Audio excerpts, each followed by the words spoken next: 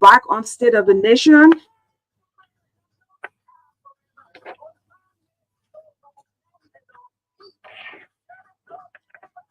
Well, some schools have opened, while others are yet. But well, as we are prepared for this academic year, I want school administrations and yes, administrations to take into consideration this one. A classroom decorated with vibrant paintings and well-designed visuals can create a welcoming and stimulating environment, making students feel more comfortable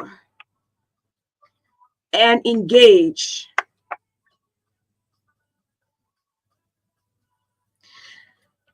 So let me get that again. A classroom decorated with vibrant paintings and well designed visuals can create a welcoming and stimulating environment, making students feel more comfortable. So, how prepared are your classrooms? Teachers, what are you doing to ensure that your classrooms are prepared for the students that you're going to be welcoming or you've welcomed already?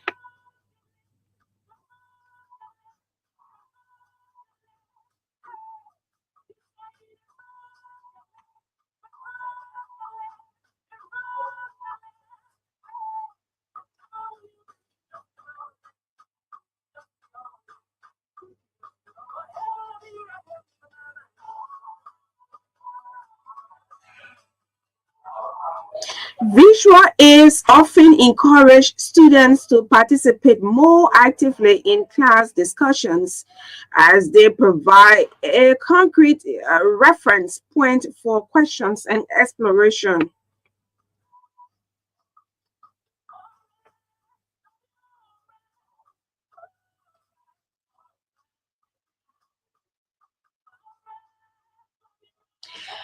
Yeah, Liberia, arise, man. The time is now. No other time. The time is now. The time is now for you to rise up from your slumber.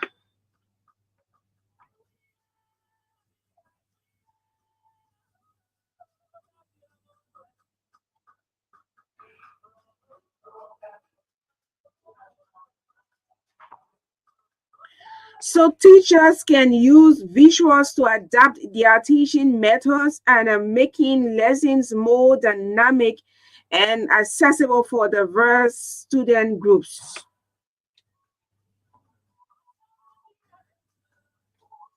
So it's good to be back here. And to conclude on this one, incorporating visuals and paintings in classrooms is just not about decoration, my people. So, how are these classrooms being prepared for students across the country? Incorporating visuals and paintings in classrooms is not just about decoration, it's about creating an environment that stimulates the mind, enhances learning, and fosters emotional and social growth. The benefits extend beyond. The benefits extend beyond academics, contributing to the overall development of students and creating a more vibrant and inclusive educational experience.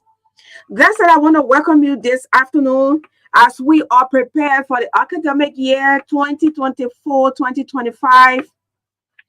Let us all prepare our classrooms. What are you putting on the walls that will enhance the learning process of the students you are taking care of? So we're going to have a wonderful time together. I will be joined very shortly by my boss. He's just around and he will be with me in a jiffy. But this show is proudly sponsored by Orange Liberia and EcoBank Liberia. Together, they keep our wheels turning. Yeah, at Truth FM.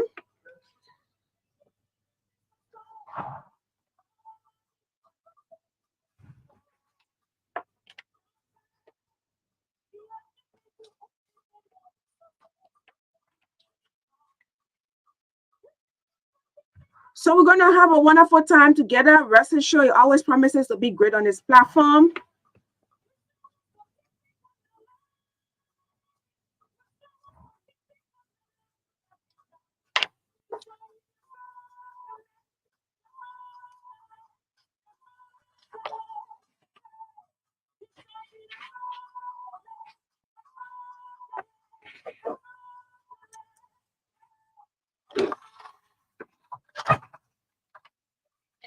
So when we come back, we would make some money. When we come back, then we are going to tell you what's on our plate for today, what we have to serve you, our very, very important audience. Yes, but until then, let's make some money. Yeah, but before we can make some money, I see a very special person in orange star and black coat. Orange, they quote there and I see they quote there before. My people, they quote nice. Yeah, they quote that. Well, straighten the tie down, the tie down and no, not up there. Yes. Yeah, so let me use this time to welcome him. I'll call you back shortly. Let me use this time to welcome him. He just came in a triumphant entry. Yes, how you doing? Why you acting so busy? How you doing? I'm good. How are you? Yeah, you are very important. I like your way sometimes. You walk and come in and take your own time. Sometimes your own speed, especially when I've told you. I know I'm not around, and you come in rushing, and you come and just meet me here. So I thought you were taking commercials. yeah, but we'll take commercials. So I have to welcome you first. You did that already. I said thank you. So where you coming from? We'll take commercial at 2:55. We'll take commercials. Yes, we'll take commercials. We'll make some money. We will come back, and when we come back, we will tell you what we have for today. A very, very special guest. And yes, how you doing? Yes, I'm doing good. Thanks for holding on the motto of the philosophy of the platform. We're following you when we are not here. We're following you. Why you having this kind of we are following you when we're not here. But it boils down to being a complete person when you serve as a mentor to an individual willing to learn, and it reaches to a point where you are convinced that this person can handle and serve the public what they intend, what they have, what they need to know. Well, there should be no worry about you anchoring while we're doing one or two research work, and sometimes it leads us to being absent, especially for Tuesday, Thursday, and Friday. But it's going to be good. It's going to be good. Thanks for holding on. I'm happy to be back. Follow up doing our research. We are research. Are you doing research? Myself doing research. Where? But you're supposed to say all of us. Let's do your research. All right, let's take a break. When we come back, we'll tell you what we have here for today's presentation. Okay, so let's make some money.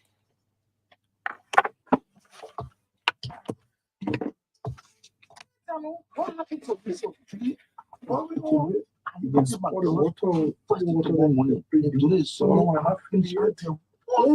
you first drink this, it's possible you can still pay it tomorrow. No, that thing, but you're not level. I'm not joking. If you can't help me, tell me alone. Yeah, I can help you. Let me ask you, have you heard about Ecobank Money Emergency Number? You say what? Just 3 years. I'm telling you, I need to pay my money tomorrow morning first thing. And then they'll open way down the clap. They can't help me. Or you're not even going to the bank, Tommy. All you have to do is to dial *326# and request for 50% of your salary. You will pay EcoBank back within 30 days, and the interest is only 3%. The money will be sent to your account in a minute, and you can use your ATM card to withdraw it from any EcoBank ATM. Man, you mean I'll get a seat there? Oh yes, instantly. I mean, in a minute. But to you, EcoBank that baby. I think so. Oh, I beg you, yeah. EcoBank can make things happen sharp for any money emergency. Just dial *326# to help yourself out. EcoBank, the Pan African Bank.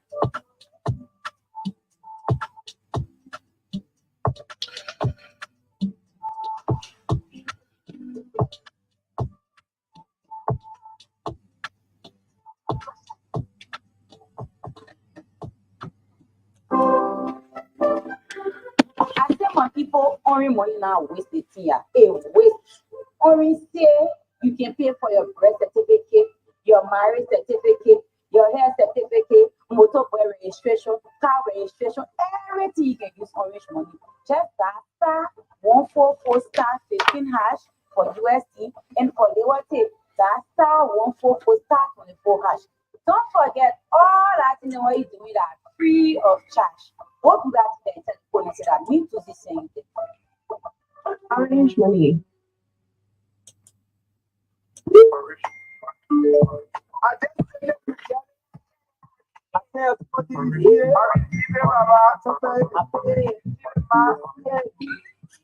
Orange money. Experience our quality financial services. Sending money from Orange money to Orange money that are free, including all the transactions you for Orange money. They're not taking one thing from there. Now, when you go with joy and money, they will say one person. I tell you, right? Say, Orange money that all who say so much enjoy.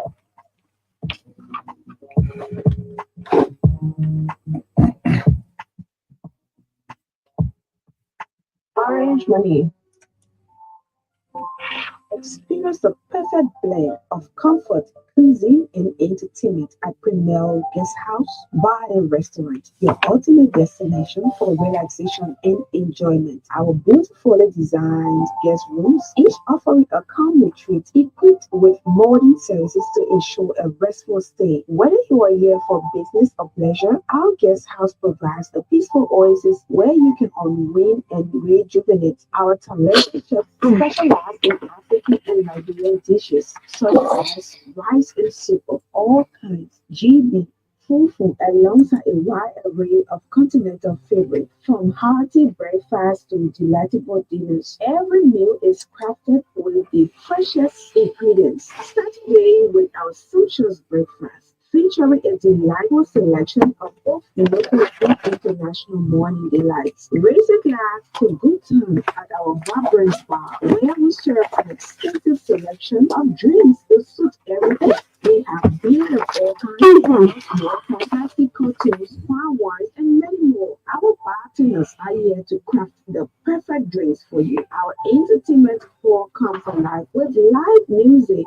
DJ nights, and special events, making it an ideal spot to dance, socialize, and create unforgettable memories. At Premier Guest House Bar and Restaurant, we have comfortable accommodation. Relax in our well-appointed room designed for your utmost comfort. Enjoy a diverse menu with Liberian, African, and continental dishes. Experience the best of nightlife with our entertainment offers. We are situated in Bella Town along the Ravensfield Highway. Or call us on 0717 101 119 or 0881 117 748. We are easily accessible and close to local attractions. Join us at Premier Guest House Bar and Restaurant for an exceptional blend of hospitality and entertainment. Book stay today and embark on an unforgettable journey. I see so.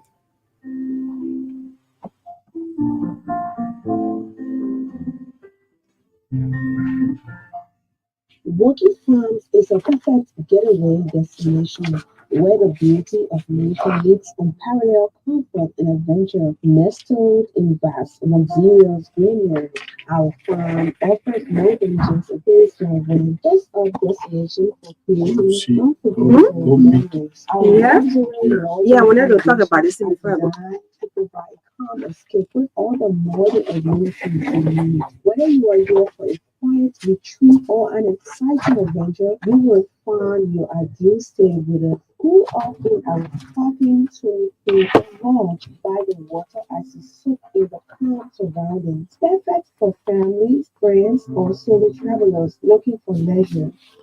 Looking for a unique venue for your next business meeting or conference? Our state-of-the-art conference hall offers the perfect space for productivity, For in creativity, the office? and connection. From Yeah. weddings to birthdays, our event center caters In to the all office, the I'm going needs, surrounded by the You know that is good at carrying. it's the perfect for special occasions. Golf enthusiasts can practice their swing at our attractive golf driving range with the stunning backdrop of the farm's endless green pastures. Take in the peaceful beauty of the farm on horseback with our horse riding experience. Plus, enjoy the company of other farm animals as you explore the ground. Whether you are here for business or pleasure, a short stay or an extended vacation, or just a getaway from home is the ultimate countryside experience where every moment feels like home. At Woody Farm, we pride ourselves on not only the beauty of our surroundings, but also the warmth and hospitality of our staff. From the moment you arrive, our friendly and attentive team at the guest house welcomes you with generous smiles and open arms, ensuring you feel at home instantly. They are dedicated to making your stay as comfortable and enjoyable as possible, going above and beyond to accommodate your needs and preferences. At our bars and restaurants, the staff's attentiveness is Should be on second for a to few none. minutes Whether so you we are can take dining either we take indoors it or faster. enjoying a meal, our wait staff are always Either nearby, we take ready him, to offer personalized With your sister. recommendations and yeah, cater either to we your take him, taste. So we with take off an first, eye but for we're not going to be beauty no and more than a 10 minutes passion today. for great service, Your they sister, yeah. create a No, no, dining no. Oh, no. experience that feels both intimate and effortless. From the moment you take your seat onto your last flight, our team ensures every detail is taken care of so you can simply relax and savor the flavors of our cuisine. At Woki Farm, exceptional service is more than just a promise. It's a way of life. We are located in Carisburg along the Kakata Highway. You can also visit our Facebook page at Woki Farms, or better still, call us on 0881 248401. Please tell the folks at Woki Farms, Magdalene Saah sent me here. Okay, so yes, welcome back with Just for Making Some Money. It's all about, let me begin with this. This very, very important farm. There's the Walkie Farms. You've been there before? Yeah, sure. Okay, so you listen to the jingle over there or the promo. Yes, it tells you that um this is a place that you can win, entertain yourself. It has accommodation, swimming pools, bar, and restaurant, and they are just open. They are just open to the public for business, and we can just wait. I can tell you, I am one of the ambassadors because I have been going there over and over and seeing how things have been, how things are at the farms. And yes, we are open to business. We are open to business. And well, if you also want to know, you want to get, you want to watch the video, you want to know how things are over there, I will tell you to visit the RTV page and get to know how beautiful this farm is. It's not something that we're just trying to make you feel.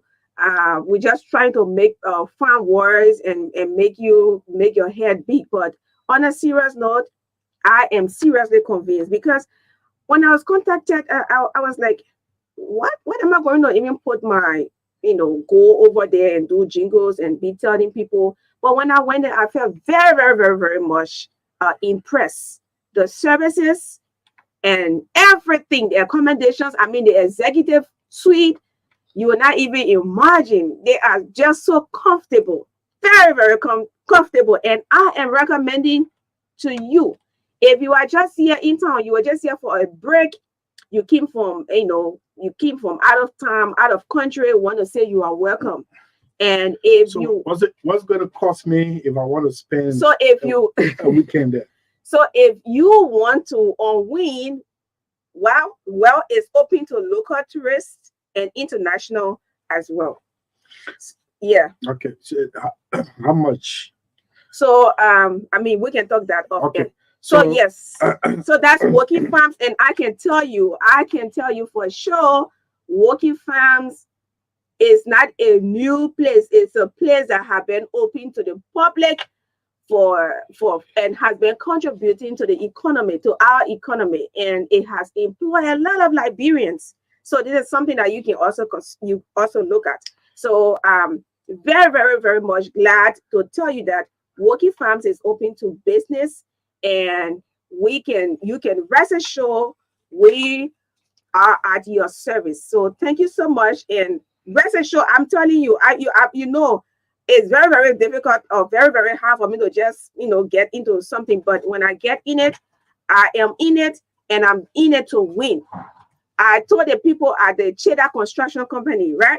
I told them, I said, you want me to be a brand ambassador, but it's not about coming to talk about, promoting Cheddar, but you should be able to provide, quality, affordable, and guaranteed services to our people. And they assured me, and from that time to now, over 250 biodigester septic tanks have been constructed across the country in 5-6 counties, and they continue to do work. Apart from that, they do building construction, POP ceiling, and do other construction works as well. So I'm telling you, at Working Farms, if you are just coming in the country, rest assured.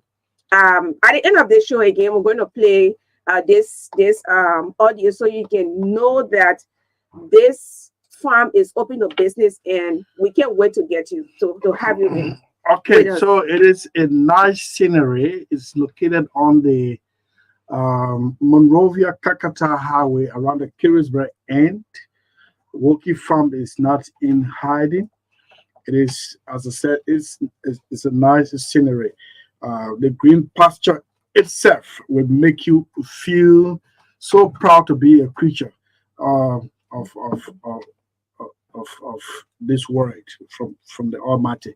So don't make it lazy. Make it your business to stop over. You can even pick up hot food on the highway while you're headed towards northwestern or northeastern Liberia. Good afternoon. This is State of the Nation. My name is Koluba Siafa. I'm here with Finda.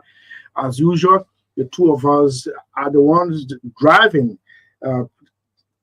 moderating today's edition, as we've always done. It's already 6 minutes after 3 o'clock. So let me give you the lineup.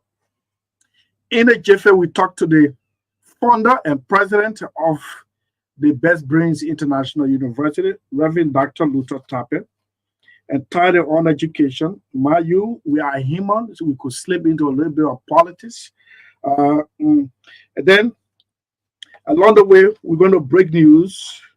The executive mansion has officially broken silence on the situation with state-owned enterprises, especially when it comes to salary parity and stuff like that. We got an executive mansion press release issued and quoting President Joseph Barker as expressing concern and is also hailing the SOE, State-Owned Enterprise Director General Arthur Massacre and his team for doing a comprehensive report aimed at streamlining how much an individual should make or an entity should make, and has also asked the SOE to work with the Governance Commission to expeditiously carry out a final report that he said would not hesitate to act upon it. We'll read a press release on that one. So, but for now, in the next 3 minutes, let's talk to an educator, Mrs. Anita Saah. She is an educator par excellence. Of course, 2022, 2023 runners up, best teacher, Republic of Liberia, Masrado, whatsoever you want to call it. And by the time we get her, we will get back to Magdalene to tell us. As I said, we have with us the founder and president of the Best Brains International University. Okay, at 4 o'clock, we look a little bit into the audit report. No one is going to distract us from looking into this audit report. Nobody. Well, you choose not to talk about it. Well, that's your problem. You choose not to talk about it. It is your prerogative. But it is the people's right too that when we mount these platforms, we should inform them that at certain point in time, certain money was taken and is not accounted for. And because of this, your condition remains this way. We have to, we honor obligation to tell the people. But this, I see it as a clever attempt for people to sway away from the audit report discussion in the public there and then move on with something they want to. We have it? Okay. Yes, yeah. So, hello. Hello? Okay, so where problem? So I mean she's this is Mrs. or Pastor Anita Saah. She has spent 21 years or more in the classroom as an educator and I'm supposed to do this introduction. This is unfair. It can be I mean there's not independent introduction. Good afternoon to you. Pastor, how are you? Good afternoon, sir. How are you? Okay, you're live on State of the Nation. My name is Chris. I'm jointly carrying this platform along with Magdalene. Today, we want to devote a little bit of time on education. Of course, in fact, the president, the founder of the Best Brain International University is already seated. But let's get this as a housekeeping. As an experienced classroom teacher, a school administrator, schools are about to open. Just tell us in the jiffy, what are some of the things a school needs or institutions need to get the students ready as we begin the school year? And also to add up the issue of a workshop, teachers workshop. Yeah, we'll come to that workshop. Yes. Yeah. Let's hear you. Please include that. Well, first of all, getting the I would like to say hello first to the Liberian people, most especially to all the teachers of Liberia and our parents who are getting their children ready for school. A big hello to everybody. So to get started, every school to get started, first of all, there are two things involved. One is preparing the environment for the children that are coming in your care. And secondly, empowering the teachers to be able to handle every child in the classroom as an individual. So all two have to go simultaneously because if not, there won't be a balance in the system. So I will encourage all schools to get the environment conducive for learning and empower the teachers by faculty development so that this new school year will be another exciting one for the children that will be coming in our care. It's very, very much important. Okay, so yeah, before we can go to the issue of workshop preparing teachers, you talk about preparation of teachers as well. Let's go to the classrooms. How the classrooms supposed to be, and especially for the kids, especially primary, yes, secondary, or yes. Or even a daycare, Well, yes, daycare. Well, there are traditional ways that we prepare the classroom when it comes to the age group or the grade level. Okay. So that's one of the most important things that the school administrators, supervisors need to take into consideration. The early childhood division, they are sitting in classroom arrangement and the visuals and all of that colors and that goes along with everything it's quite different from that of the junior high and senior high. The elementary is a little bit closer to the ECE because the ECE runs up to all the way to 12th grade, as we were said that. So people will say, "Oh no, but ECE runs up to 3rd grade." ECE, that's the early childhood education. Early childhood, it runs up. ECE runs up into the basic school. Okay. It runs up into the basic school. Even though we were saying from 1st grade to 6th grade is an elementary division, but it also runs up into 3rd grade. So now, because of cooperative learning and children are learning to get to learn from one another, and teachers need to be like sitting with them, we were encouraged that for the ECE level, many schools are getting there, to be honest. Many schools are getting there to the sitting arrangement and how the table is supposed to be and all of that. You need tables where children will sit around that they can have work done. So for the elementary, maybe the 1st grade we say, but no, even first graders, if they can have round tables, that would be great. But if they can still have a desk on their own, it's not bad because they are just leaving preschool and entering into the basic school, which is also the ECE. But it doesn't mean that they can sit alone. They need companionship. They need to learn cooperatively to work as a team, where teachers will sit at the table with them. So even in this ECE level, teachers have desks that they will sit and be talking to the students from a distance. You always sit with students at the desk or the table so that they can be able to talk with the child one-on-one, because that area is like a one-on-one, because every child is unique and they should be attended to individually. So for the upper level, you have desks or you have benches and all of that. And besides that, you're coming in broken. Hello? Hello? Just change a location.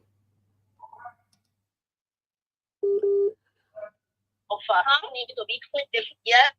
Okay. Hello. Yeah, getting you now. Yes. So the ECE classroom, the furnitures need to be rubber-like. Most of them, even on the playground. Okay. 90% of their play equipment should be rubber-like, not irons.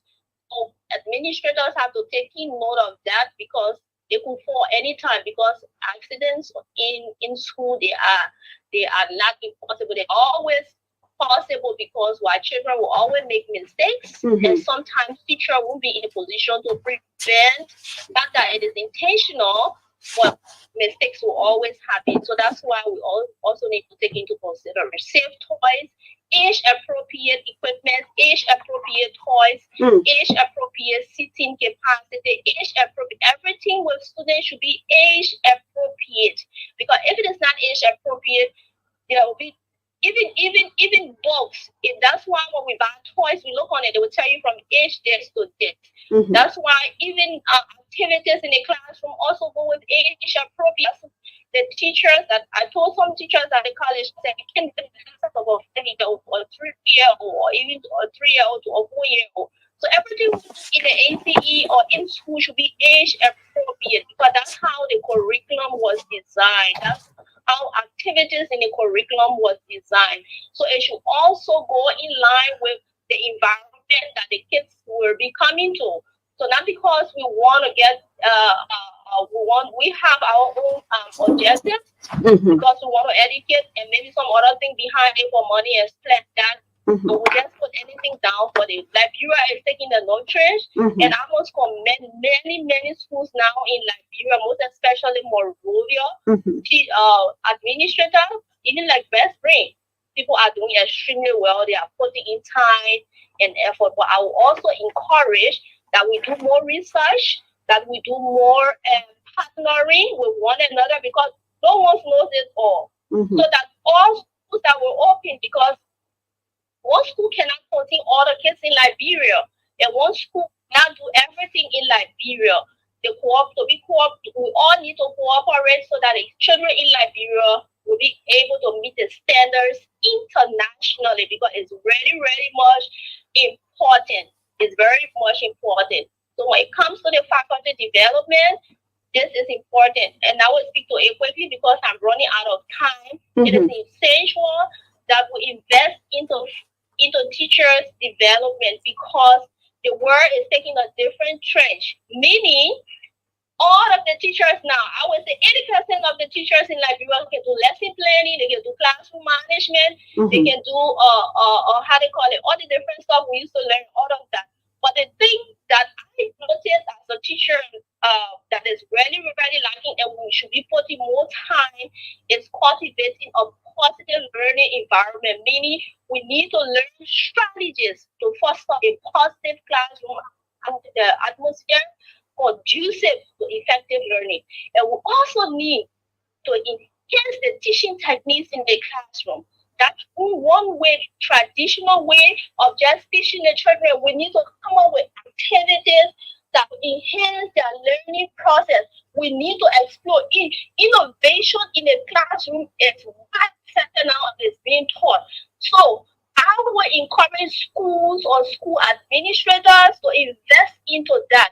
Engaging students, we need to discover ways to engage students actively in the learning process and encourage participation in the classroom.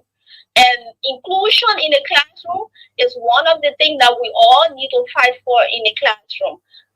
Because one thing is that every child is unique, every child is different, and every child have the right to learn.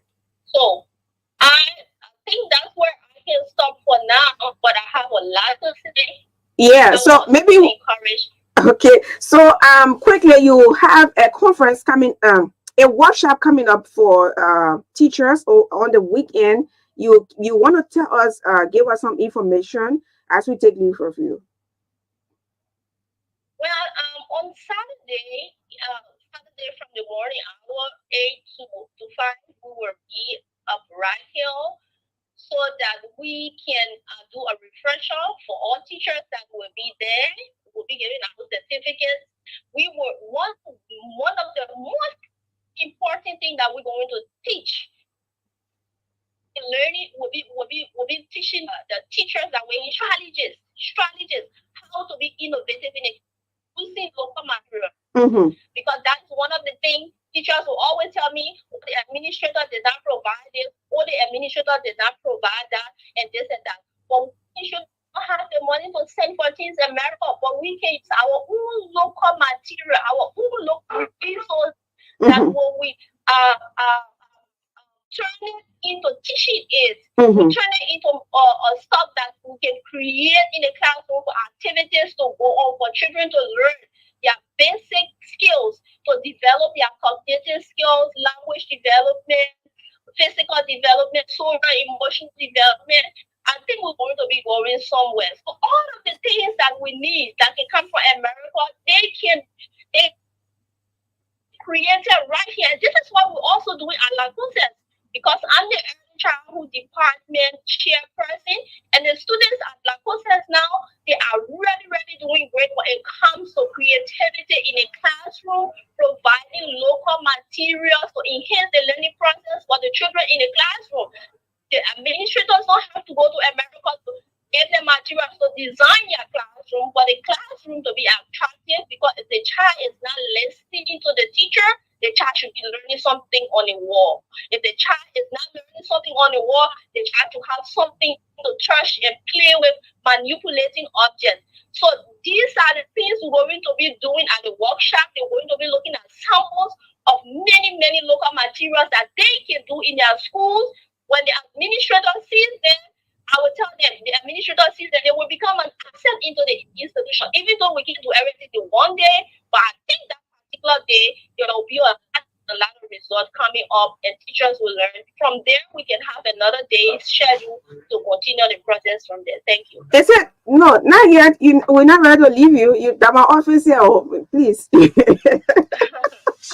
That my office here. Well, a few more questions. Amisha, is it free breakfast launch. You mentioned certificate. We're not being certain breakfast and lunch, but for our regular members, your little hearts, we call it the Little Hearts Service Teachers Training Program. Yeah. So we have regular members, they just want to pay $500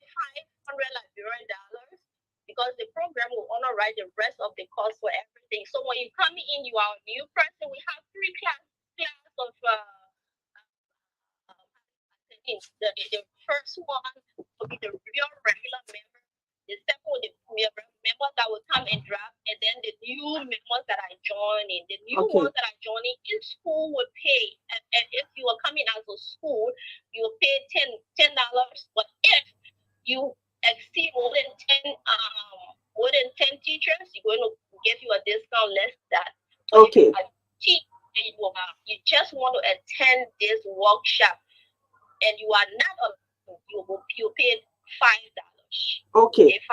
But our regular members will pay $500. Okay, yeah. So I'm one of I will be attending, and I don't want to pay. I don't want to pay. So what next? Yeah. So that is it. And any contact? Lastly. Well, the numbers you could call or they could call would be 07788797993. The next number is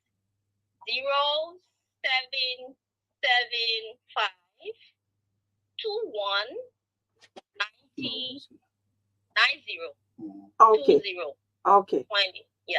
All right. So thank you so kindly for all of the education this afternoon. That's Monserrato Best Teacher. She won Monserrato Best Teacher Award and came second in the Republic of Liberia last year. And she's also the administrator at the Kids Nest Daycare and Preschool in Congo Town. All right, so it was good having you. And she spent over 21 years in the classroom. So this is a veteran. It's a very good thing that you go and form part of the workshop. Myself too, I will be going there. Let us all get there and get our certificate, learn new things. Oh, you stay here? I want to see about you now. All right. And let me. If somebody from Nima even call me that they want to come, then they are not a teacher. I say yes, you can come, no problem. Okay. All right. All right. So you see, that's my office here. That's my elder sister, my pastor, my mini mom. Well, I can tell you and say, well, if you come here as a guest, just rest assured that's my own office here. And so, well, it's it's too much education just in few minutes, and I think you've learned a lot. That's the essence of this interview. So, I want to say thanks to Pastor Anita Saah Yambi. That was very, very educative, and we hope to get enough time, another time to host her. Yes. Okay, so we are all preparing to host Reverend Luther Tabe. I can see my boss moving from one place to another, but let's get this song rolling. Oh, how to add the other screen on.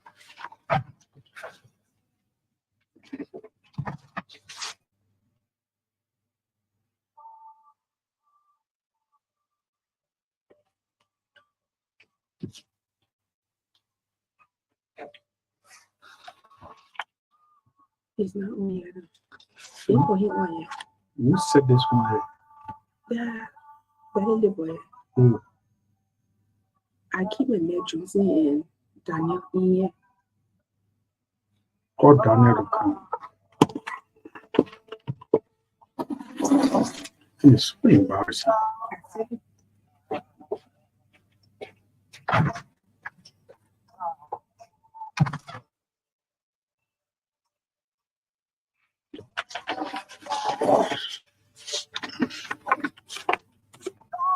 Yeah.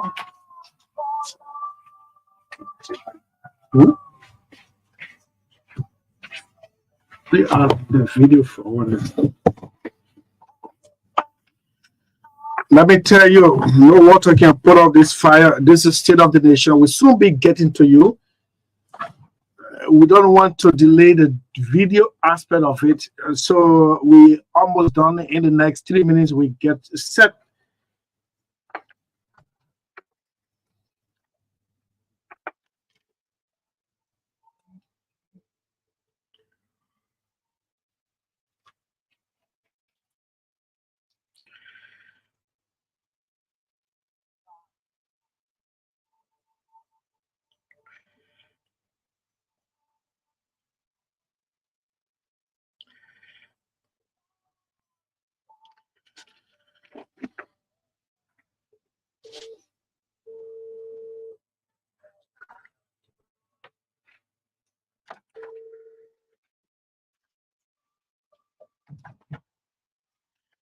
Okay, so while we're trying to link the two studios visually, let me talk to a friend of the platform, David Ernest Coty. Good afternoon to you quickly in 3 minutes. How are you, sir? I'm pretty good. I'm so good, and thank you for this call. So we've been very concerned. Mr. Coty has gone into oblivion. He's not heard about. He's not speaking.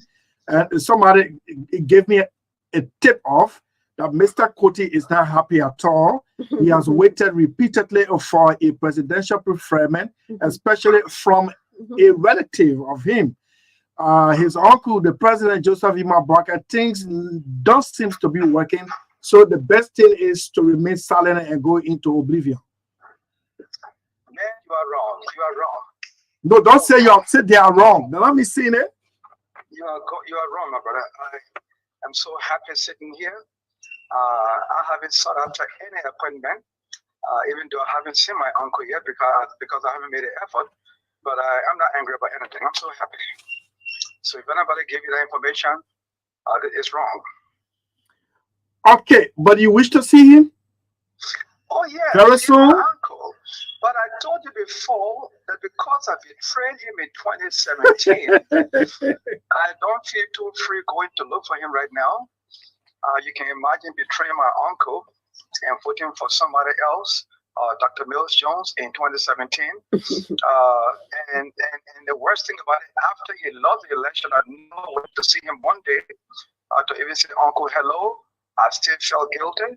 And do you know that right after becoming president, if I had just gone there, my brother, many people would take it differently. Oh, the man did not vote for his uncle. He never visited his uncle for 6 years when the uncle was not in power. Now that the uncle is in power, here he is now. And the first thing that comes to people's mind is that he's looking for a job.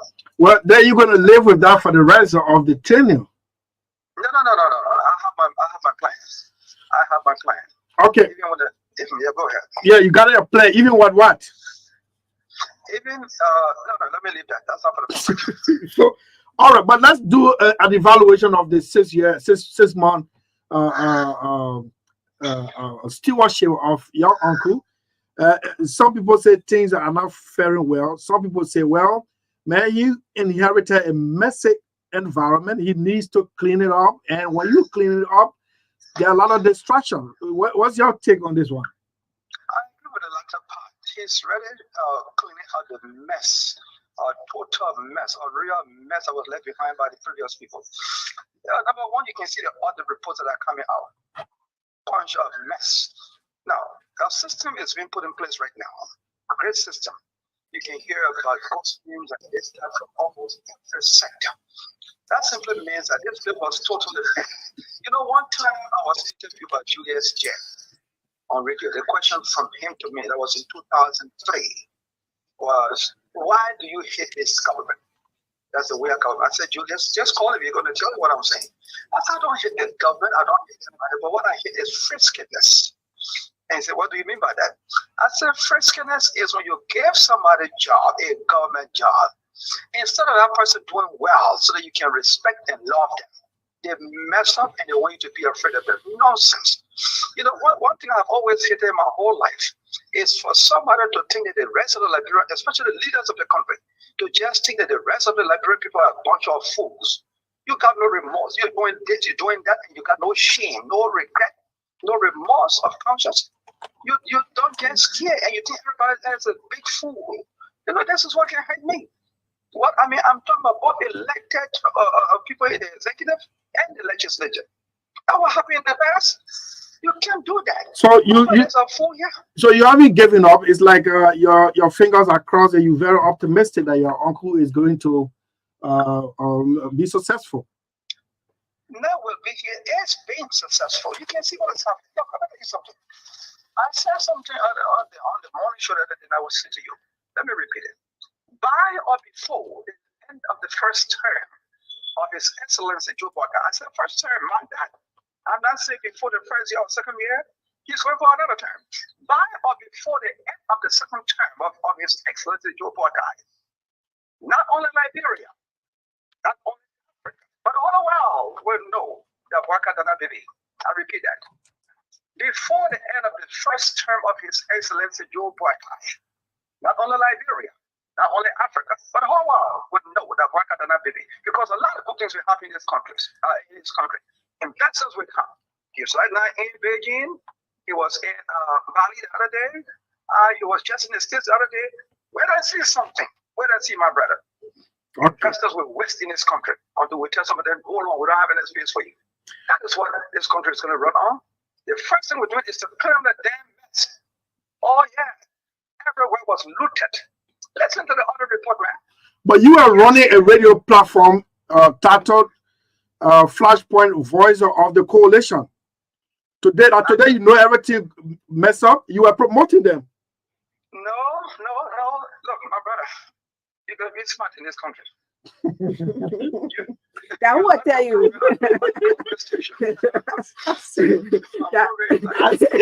That will tell you to be smart.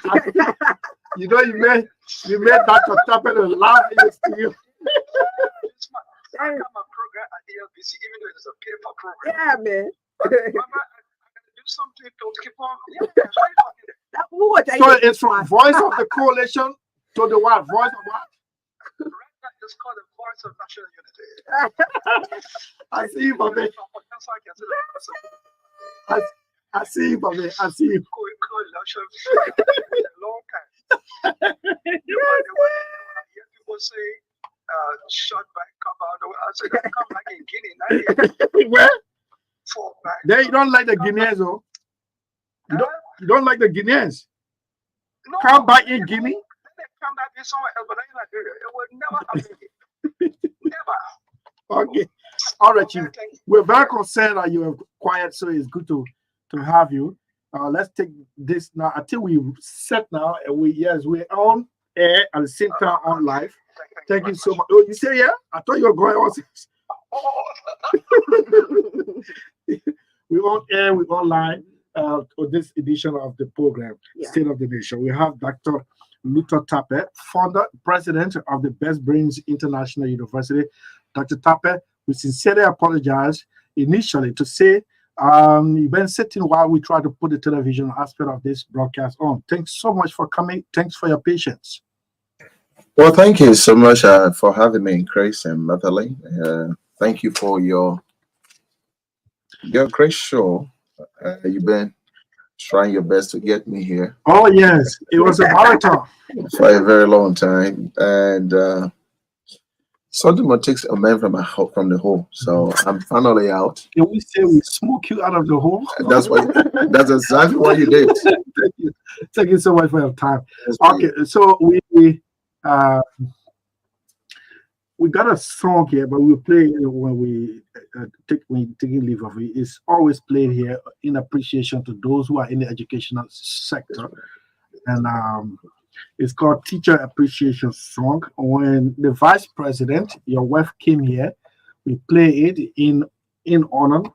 We have to play it for Mrs. Nyabi as well, since she has spent the entire nearly her youthful years, 21 years in the classroom. But today we're talking about the Best Brains International University.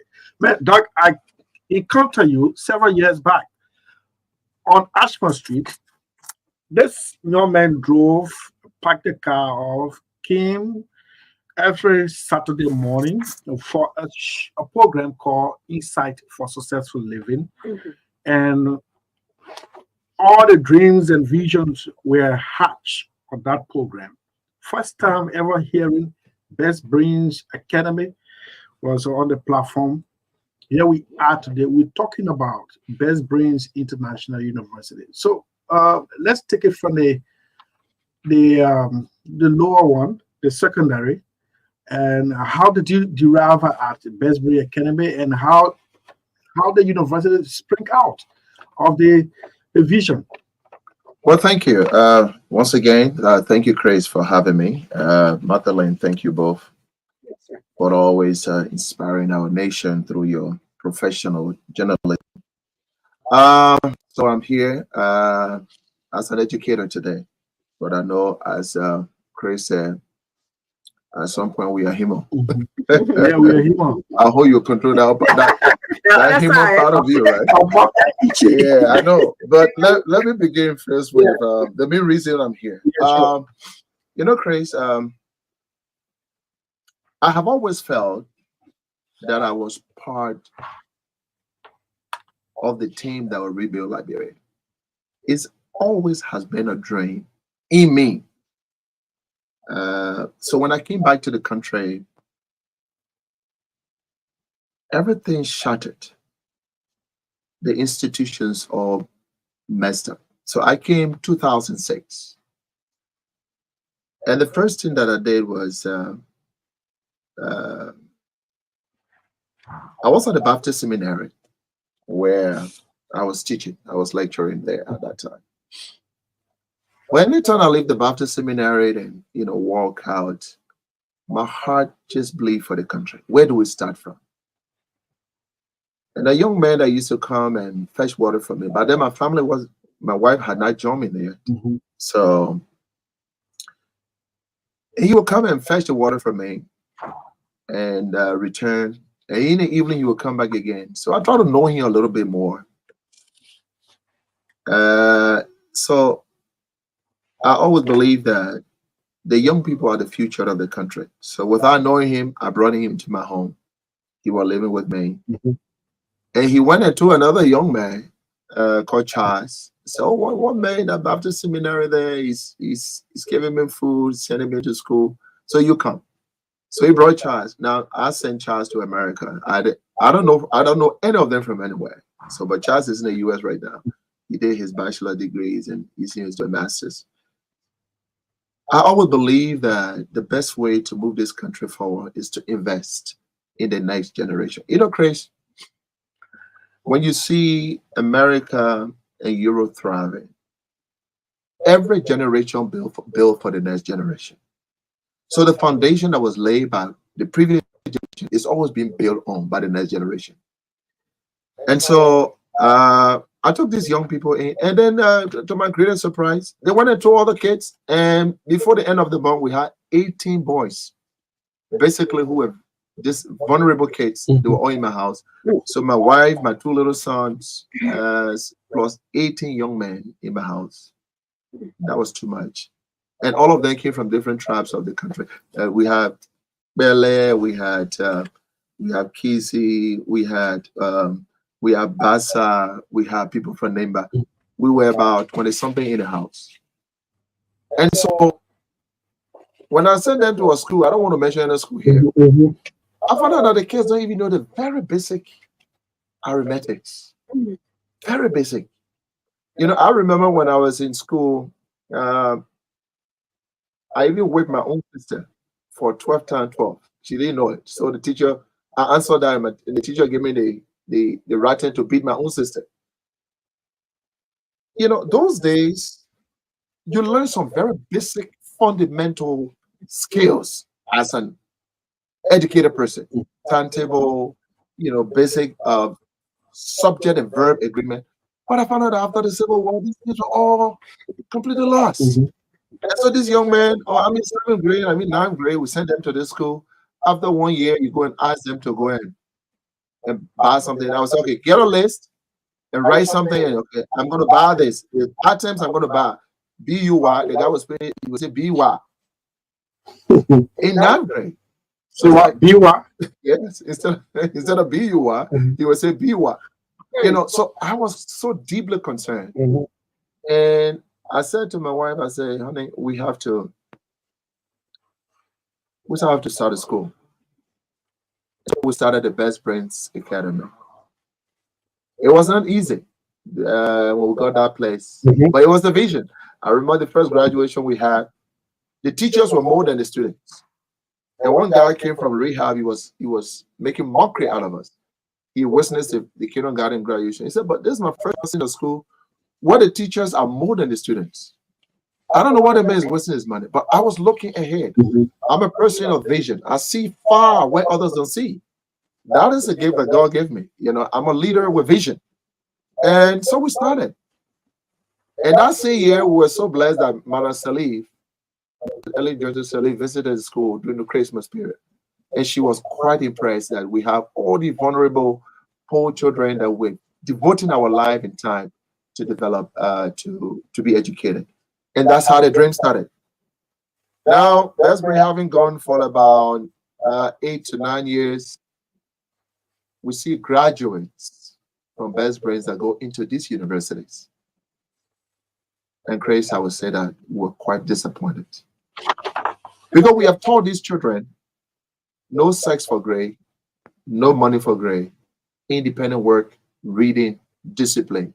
And when the kids go into the university, some lecturers will be telling them, "Oh, that's my TA. Just anything you get, give it to him, and I'm going." Depending on the mic you want, that's the money you get. So let me get this thing correctly. You were molding secondary schools and they were going into the various universities. Yes, What you were afraid of or scared of that is happening in the educational system, you notice that they were being victimized for it. absolutely. Okay, go on. So the girls, one time, one of the graduates came to my office and said, "Oh, Reverend Tapper, you always told us to be patriotic. You always told us to do independent work. But the university I'm in now, I'm very sure I should have an A course in that course. But right now, the teacher is telling me, unless I give money, I'm going to have a D." And this is a very smart girl. And she was in tears. She said, "You got to do something." I said, "Well, what am I going to do?" She said, "You got to do something." So then I started nurturing. Now we have an academy. Mhm. How do we send these kids back into the society? And then someone is molesting them for sexual favors, for grace, and somebody is molesting them, uh, requesting for money. Mhm. So then I started dreaming. So the first thing I did, of grace, was to purchase 150 acres of land for BBIU, Best Brain International University. It's right now lying in Charlesville. 150 acres. My wife said, "Well, what are you doing that?" I said, "That's the dream. We're going to build an international university. But in the meantime, let's start here." And we started in the academy. And just in 18 months after we started in the academy, that's how we built that new facility that is currently Mhm. in Tingo Village. So it's been a systematic step addressing the educational needs of Liberia. And I can say proudly that Best Brains children Mhm. around the world, because right now we have graduates of Best Brains in Australia, in Europe, in America. The other young man sent me his card the other time. He does the entire class in India doing the international. He's doing technology, and our kids are doing pretty well. Now we need to build a university that has replicated the same values of the academy. Now, look, I'm a very jealous person. My jealous is very creative, Grace. I feel so terrible that Liberians will take their children from here to Rwanda, that genocide. And we talk about that on Monday. It's not a Liberia new is rule. not, yeah. Yeah. Most Liberians are sending their children to Rwanda. But sometimes you don't blame the people. Because what we have here is just not up to standard. To be honest, look, my own children, my own son, he was doing engineering. I would not call any university. He's very smart. He will go to the university and then teacher can't even come. And the young man would do his assignment, and the teacher would say, "You have to put something in that assignment and bring it to me." That's the only way. He got his stripe. He said, "Look, I'm not going to be here. Dad, I'm not going to be here." If you don't send me anywhere, so right now he's in the States right now doing engineering. To come back and be a BBIU to teach. Look, Chris, we got to get serious. If we want to build this country, the Are foundation we not is solid. serious? Are we We got not to serious? we got to go beyond just being talking. A typical Liberian man is very loquacious. We talk. We need to combine talking with action. Seriously. And so, not to downplay everybody, I know some of the university are not that like that, but majority are like that. They don't care about the children's future. They care about what they can get now. And I'm so pleased with what the new Minister of Education, she's putting out a lot of plans that will make sure that the universities are quality driven rather than just, money that you can collect from the children. And so BBIU was planted to meet this quality need that is a gap in our educational sector. But Dr. Tapia, let me bring this one to you. You were molding students in the secondary. They graduated, went to the tertiary. They got polluted. Out of that, you decided to have a university where they would come from secondary and matriculate to the university under the same school system. Man, they're not going to stay there all along. They're going to graduate in 4 years. They will go into a society that is seriously challenged. That no one wants to tell the truth. The truth is the one that hurts. So, and unfortunately, you're not going to have your own country like you have your own university. So, absolutely that should be worrying. When I'm not worried, look, we need them to be light in the dark spots of Liberia. An educated person should light the light that the country needs to move forward. We believe in planting little lights around every sector.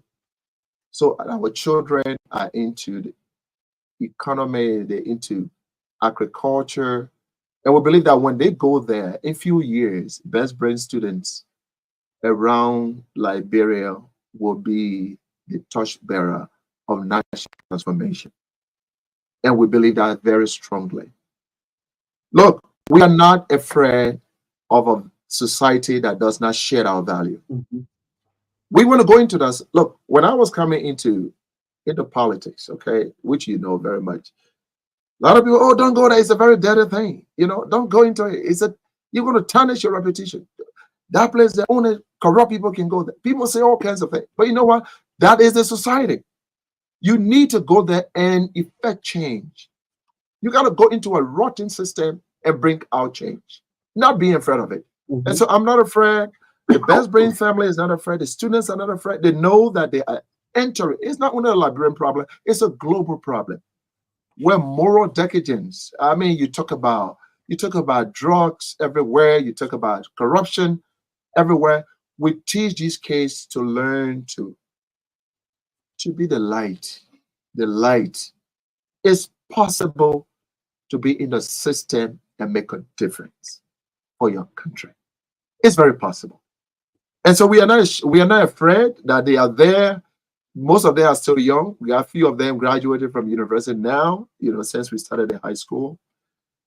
But I tell you, Chris, you watch out for best brains children in the next 10 to 15 years. They will be the trailblazer of national transformation because of the added values we give them in the classroom, the mentorship we take them through. And that's why the university, we want to be that university that any parent can wake up and say, you know what?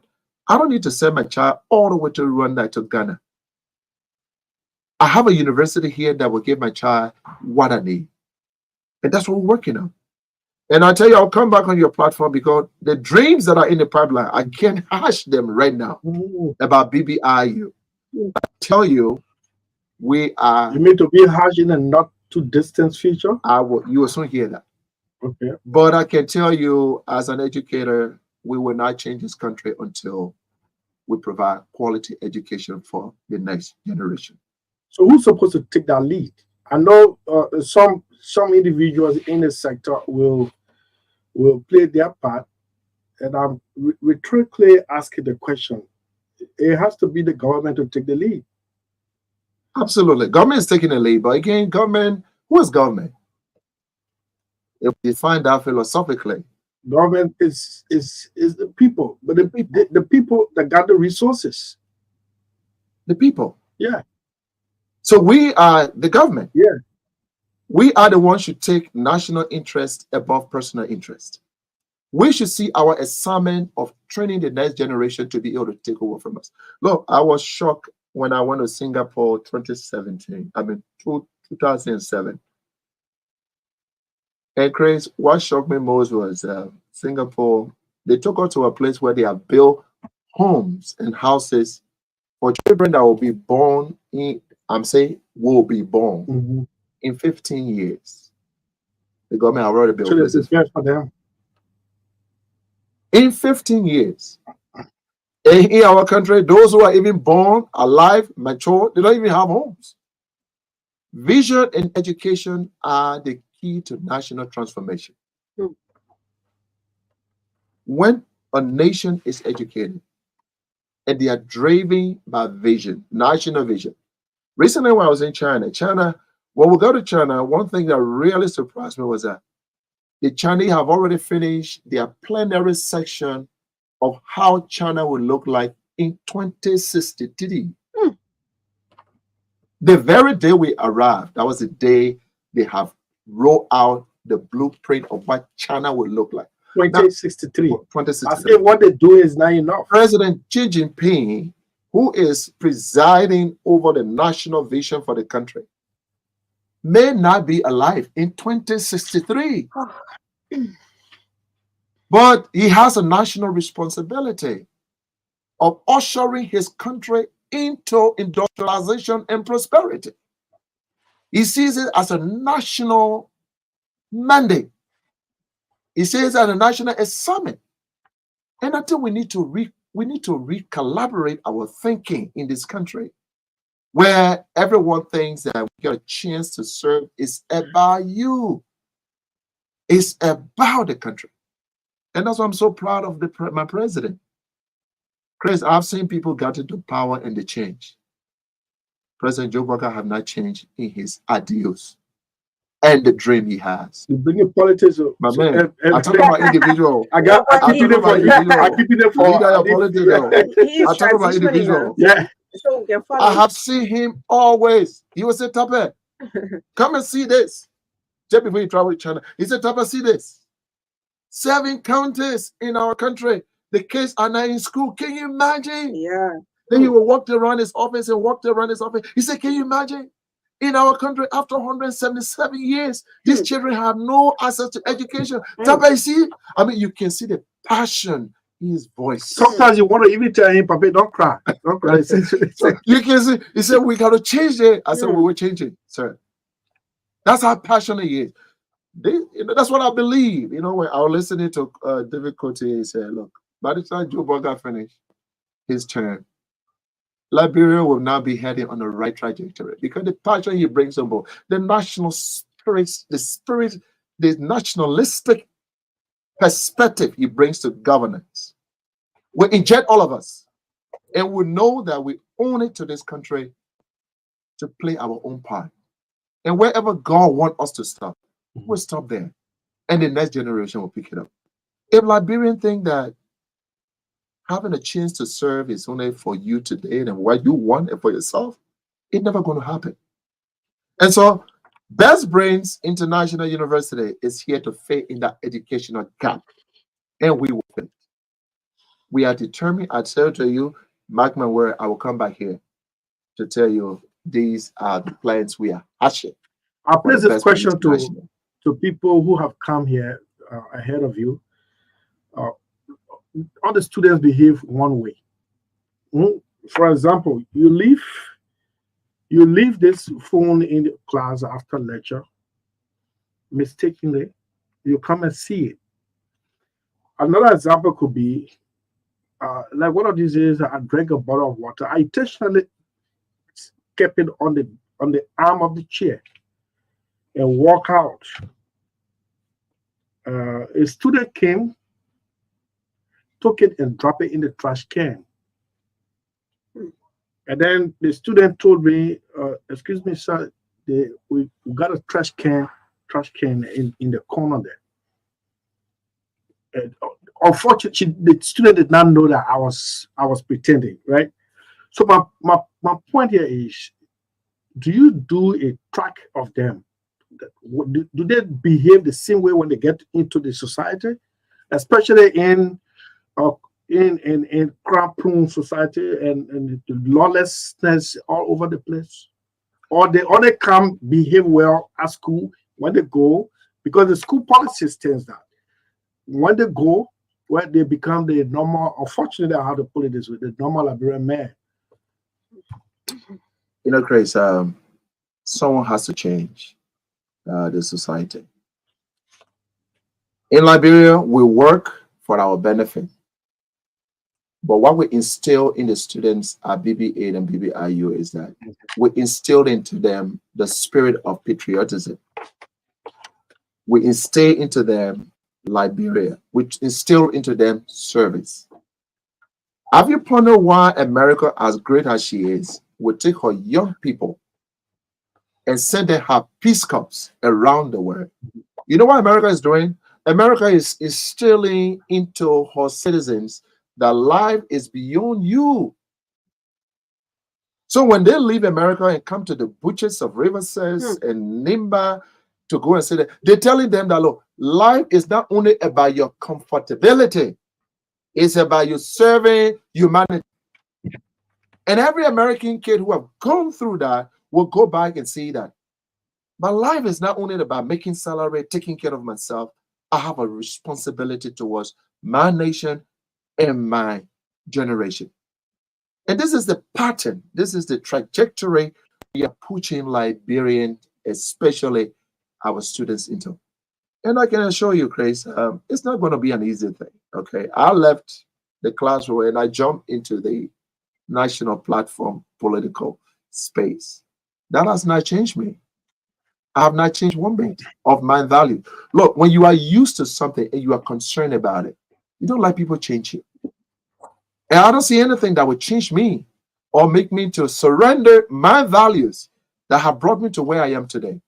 We believe that these are the things that we need to instill in the next generation so that when tomorrow they have a chance to serve in the public sector or in the private sector, they'll be true to Liberia. They'll be true to the society. They'll be true to national service. Because when you serve country, you serve humanity. And so we believe that when these children graduate from Best Brains International, graduate from the Best Brain University and the academy, they're serving. So survey is part of it. Most We will not see institutions. their names written in all the reports. Well, a human being, I can't put my hair on the chopping board. I can't say that none of them will end. But I think you should watch out. Crazy should watch out in 10 years for these young people. Because we are not only giving them literal work of reading and mathematical work. We're building in them. We're giving them value-based education that this country so desperately needs to bring about change. God has blessed this country. Liberia problem is not educated people. Liberia problem is when people are educated, they get into the public space, they forget the values that they have learned. And these students from Best Brains International University will bring those values. They will not forget. We should hold you for that. Hold my word for it. They will not forget. So, yeah, can I come in? Yeah. Okay, so, Mr. President, and also Mr. Chairman, how do you envisage the education sector in the next 6 to 10 years? With a robust leadership, a commitment to national vision, our educational sector should be well competitive in the sub-region. I'm particularly intrigued by the policies that are being run by the Minister of Education, Dr.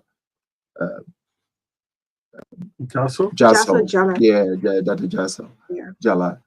Where if you cannot be a CEO without having uh, uh, Degree?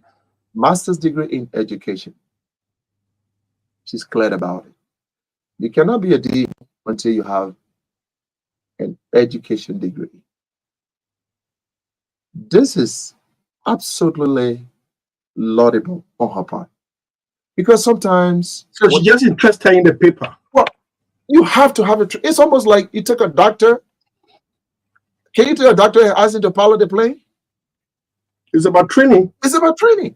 So when a person goes to school, someone go to an educational school, he understands educational administration, educational supervision, educational planning, educational vision. But you take a person who has absolutely no training in that to become the DEO and the CEO of an educational arm of the country in different parts. What do you expect? They're not going. They'll be like a decimal. I think one the problem for me could be actually is the real problem is not actually about the paperwork. It's about the support to those who are sacrificing. It's more than support. You know how many library institutions in this country that have gotten support from abroad? What have they done with the money? Most of them sit down and eat the money. It's never about the children. It's a heart. Library problem is a heart. It's a combination of heart and head. And that's why we like it. When the heart connects with the head, it provides a clear path to national transformation. But when people just come into a space just with the head, without the heart, it's a disaster. And so our educational system is on the path of rebirth. It's on the path of recollaborating and making sure the Liberia interest is served. And this is why it's important for us to bring civic back into our schools. Not only for the elementary, junior high, and senior, even in the university, because civics reminds you of national responsibility. One thing, Chris, that we are good at in Liberia, Liberians are very good about demanding their rights. Liberians know their rights, but Liberians forget their responsibility. They forget. Mm-hmm. But you see, I don't know what problem we have. We fought Civil War, right? Before the Civil War, there was this a subject in secondary school called civic, particularly placed there to educate you about your rights to yourself, your countrymen, to your country. And then we decided to extract it after the war. So today, nobody, especially the generation, That was a colossal mistake. I don't know what led us to doing that.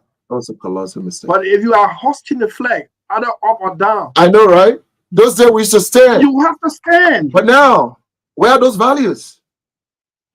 So, do we have to wait for USAID or China A to come to tell you, say, place back your civic education into the curriculum? Do we? No. Okay, so the good thing Liberians won, we've made Rwanda or Kigali a hub of quality education now.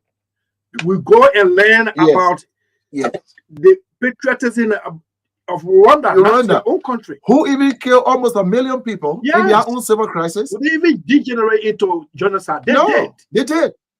And they learned their lesson. The problem with Liberia is that we don't learn the lessons of the past. The Civil War lesson, corruption, tribalism, these issues, have we learned them? And the educational sector plays a key and fundamental role in transforming and orientating the country towards the national ideals. The educational sector, the church, the mosques. So what are our ideals that we are we are projecting in post-war Liberia. Where are they? Instead of building national ideals, we are faced with this huge problem of drugs among our young people. So we got to get serious. Rwanda, almost 1 million human beings, today has become a destination, educational destination for Liberians. And we are here. And that's why, for me, that's the passion that I run with. Chris, that's what I run with. I want Liberia to know that Luther Tappe appeared on the space of Liberian history. He did his own part. And that's why I don't compare myself with anybody. I don't compare myself with Chris. I don't compare myself. I just do what is right. Whether people will applaud me or not, I don't compare myself. I have a vision. I have a mission.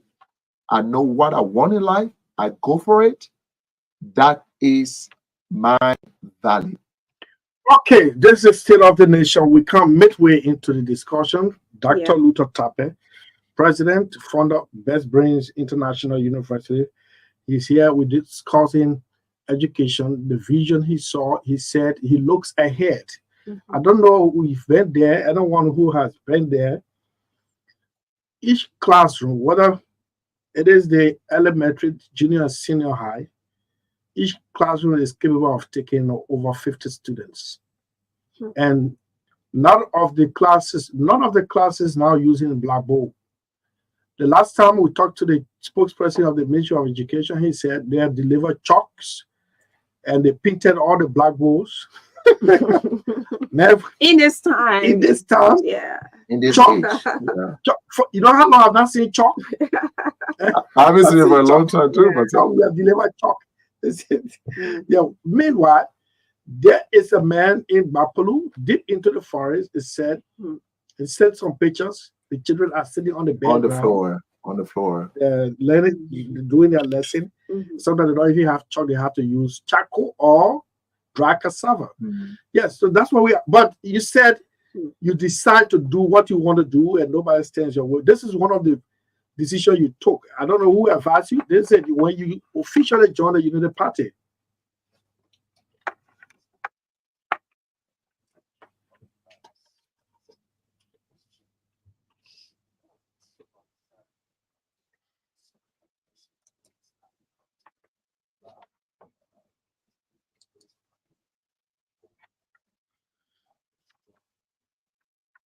Okay, so that was 2019. You joined the United Party. This recording actually is 2019, this appearance, 2019. And you went on to become the chairman of the party. The party went on to win an election. It is the ruling party.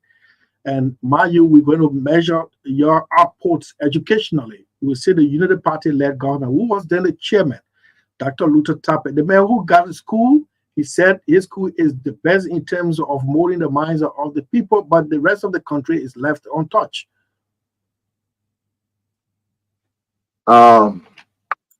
In my capacity as a chairman, I take care of the party.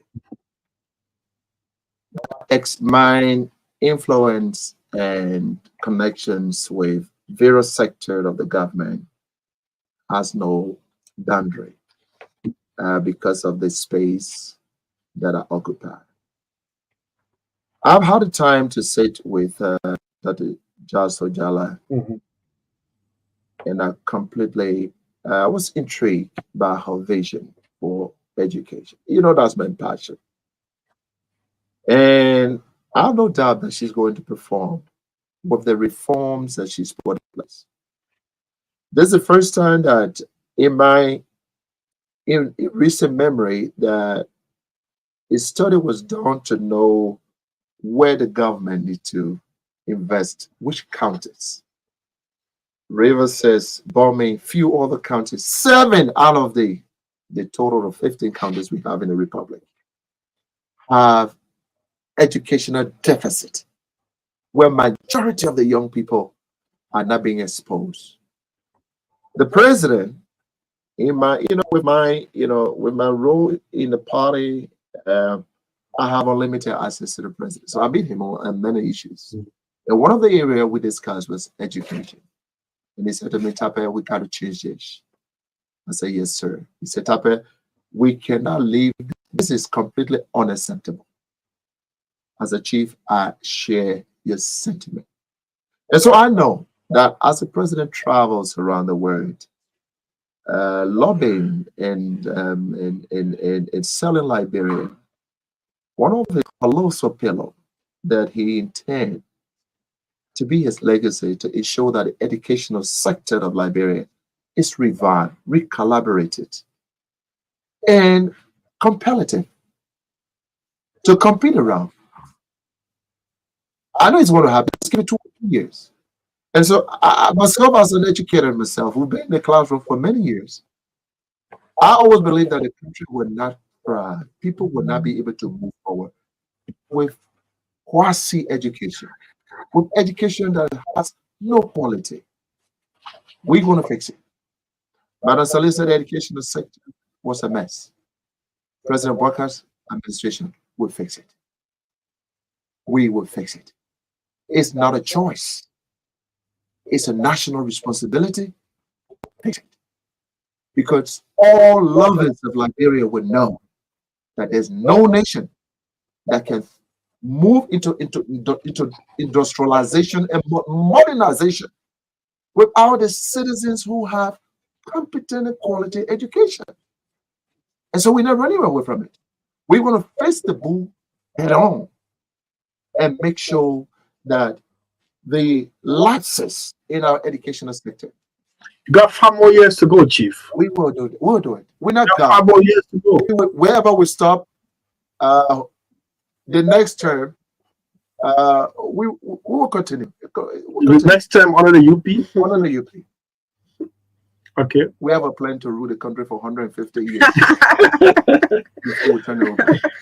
But people are planning to turn setback into comeback. It's okay. Let them plan. We're not stopping them. Okay, so we can, before we open the lines, your government is digging out missing money that might have gone into individual pockets. Mind you, it is the earth is spinning around. It's axis, so it's turning around. What goes around will come around. How prepared are you for your exit? Chris, we just started that, my man. What are you talking about exit? We just started that. We even reward yourself, my man. We gotta stop preparing. But we are there, Fred. All of our government officials are aware. President Braga will always tell them, you're here to serve country. It's no longer business as usual.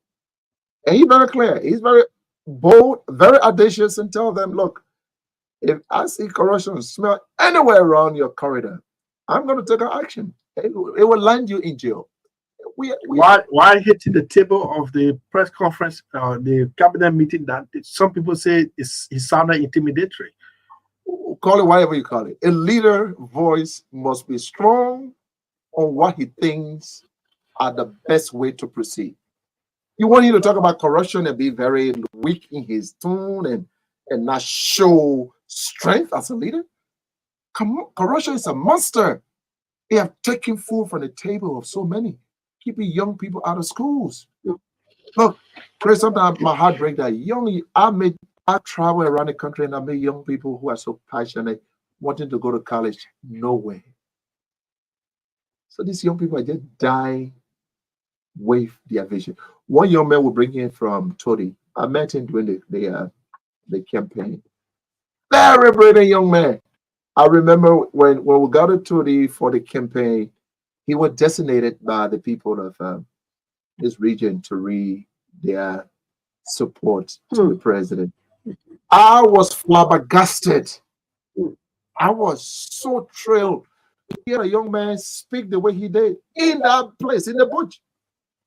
And he finished, and so I've been in touch with him, and then I asked him, I said, young man, what's your plan? He said, I want to go to university. I want to do criminal justice. But my father said, he sell coal. My mother just sell potato grain. I don't know how to. I said, this kind of brain cannot live in Tony. He will be in best brain. He's coming to register next week. I'll pay his fees. Look, there are many smart kids in this country. A child should not be left behind or because his parents cannot afford. He's a citizen. That is the mindset I carry. I don't care where you come from.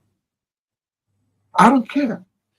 Once you're a Liberian kid that is smart and you have a chance to mentor him, such a brilliant young man, stay in BBIU for 4 years, learn our values with his leadership skill. Liberia will be thrilled to watch him explore on the national scene. Okay. Yeah, I can say last one from my end. Yeah.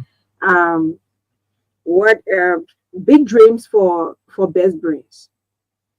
Are you anticipating to offer masters in the coming years? Magdalene, can we keep it for the next time, because they don't. When I come back here on your show, Oh, I think it's part of your. It's part of Anyway, I the don't part of that my, is developing. that's the egg that will come and hash it. Okay. Anyway, and okay, so the removal of civics as a subject from the Liberian education system has been a topic of discussion and concern among educators, policymakers, and citizens. So you are very, very, very close to power. And what do you think? Are you going to sometimes have these discussions to bring back civics? Whether it's very necessary to bring it back? Magdalene, I would say with boldness, I will make sure I have a talk with the Minister of Education. I will talk to her. I know a heart for Liberia. And it is time that civics return to the classroom. Not only for the elementary, the junior high, and senior high. Okay. We should have civics even in the university, because civics only unfolds your national responsibility. It tells you of citizen as motherland is your responsibility to your mother's land. And most time who reminds us of our responsibility? Nobody.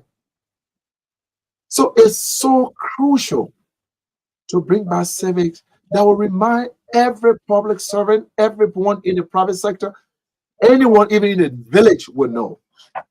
For instance, how do you explain a man educated? Chris, one time I was driving from Habel, and 3 beautiful women. I mean, nice attachment. Madeline, sorry, I'm not talking to you, but very nice attachment. I mean, they have nice makeup. Yeah. And these ladies were throwing sugar cane. No sugar cane. I was driving behind them from all the way from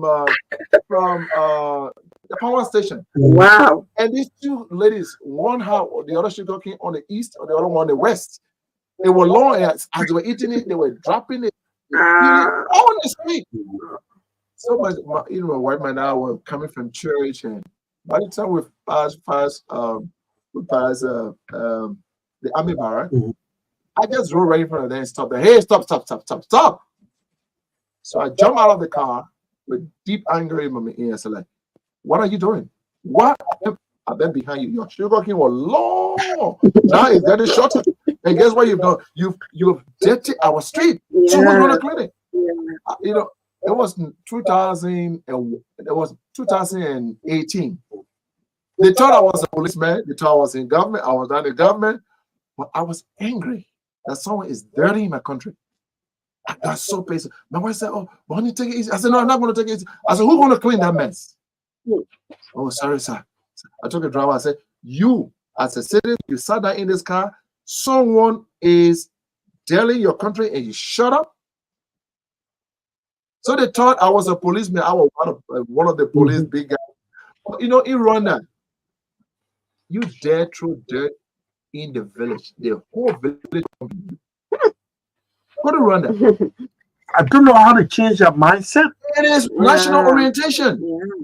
Development does not come to country until there's a concerted effort to develop people's mind. As for men thinking, so he is. What is our curriculum? How are we developing Liberians' minds for national transformation? Nothing. And the educational sector we have is weak. The teacher in the class, does he know why he therefore? He didn't collect assignment with money inside? Is that a national duty? The principle that is there, don't you know that these people are entrusted to us to prepare them for nation building? But it only comes with national orientation. Liberia is going to get nowhere if the country is not oriented. Through concerted, robust educational ideals that every citizen will know that as a Liberian, I can't throw debt on the street. I can't keep, because that is my orientation.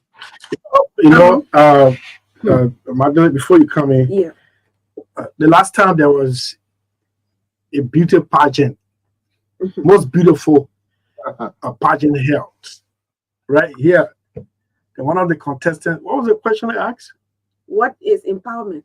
What is empowerment? You want me to play? Yeah, you want to play? Yeah, let me do it. Please That education business. Yeah. What is empowerment? The crux of the question here is, what did we want to get from the young lady? Beauty or output to help? Or combination? Yes, or two. You got it? In a jiffy. Yeah. So the young lady could not tell us what is empowerment. Wow. And then from high school graduation year, go and listen to speeches made by the graduates. Hey. Well, you can't find it. Yeah, no, I mean, it's here.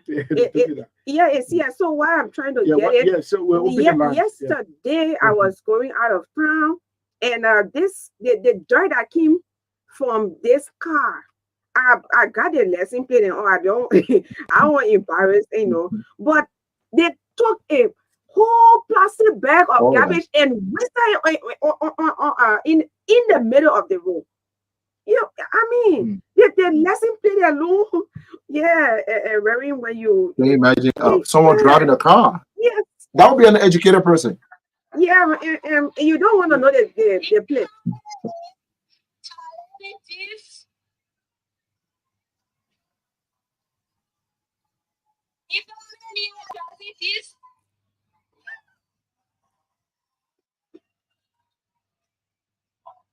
Why is she saying?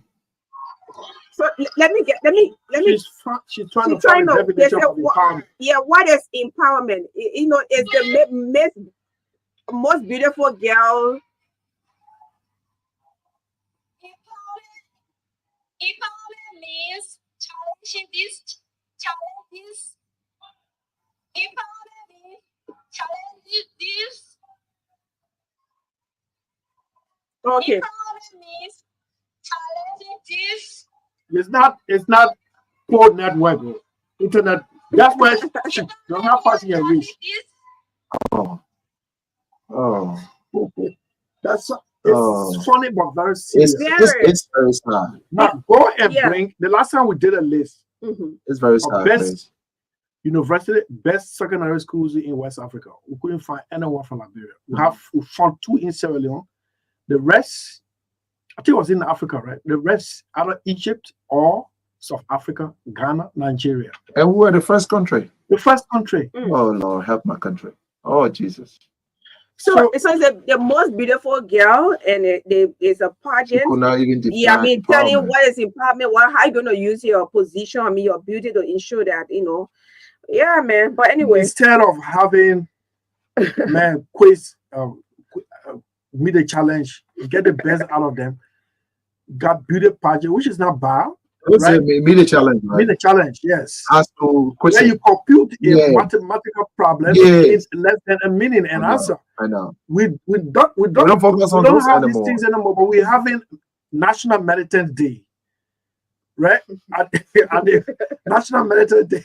Anyway, if from one party you want to mention Please take the calls. Okay. 0777 28 59 61. 28 59 61 0777. This caller is on the line. We are discussing education. The president, founder of the Best Brains International University, is our guest. Hello. Hello. Yeah. Yeah. Good afternoon. Magdalene, good afternoon, please. Yes, sir. Good afternoon, Yes. how are you? Go ahead. Thank you very much, really.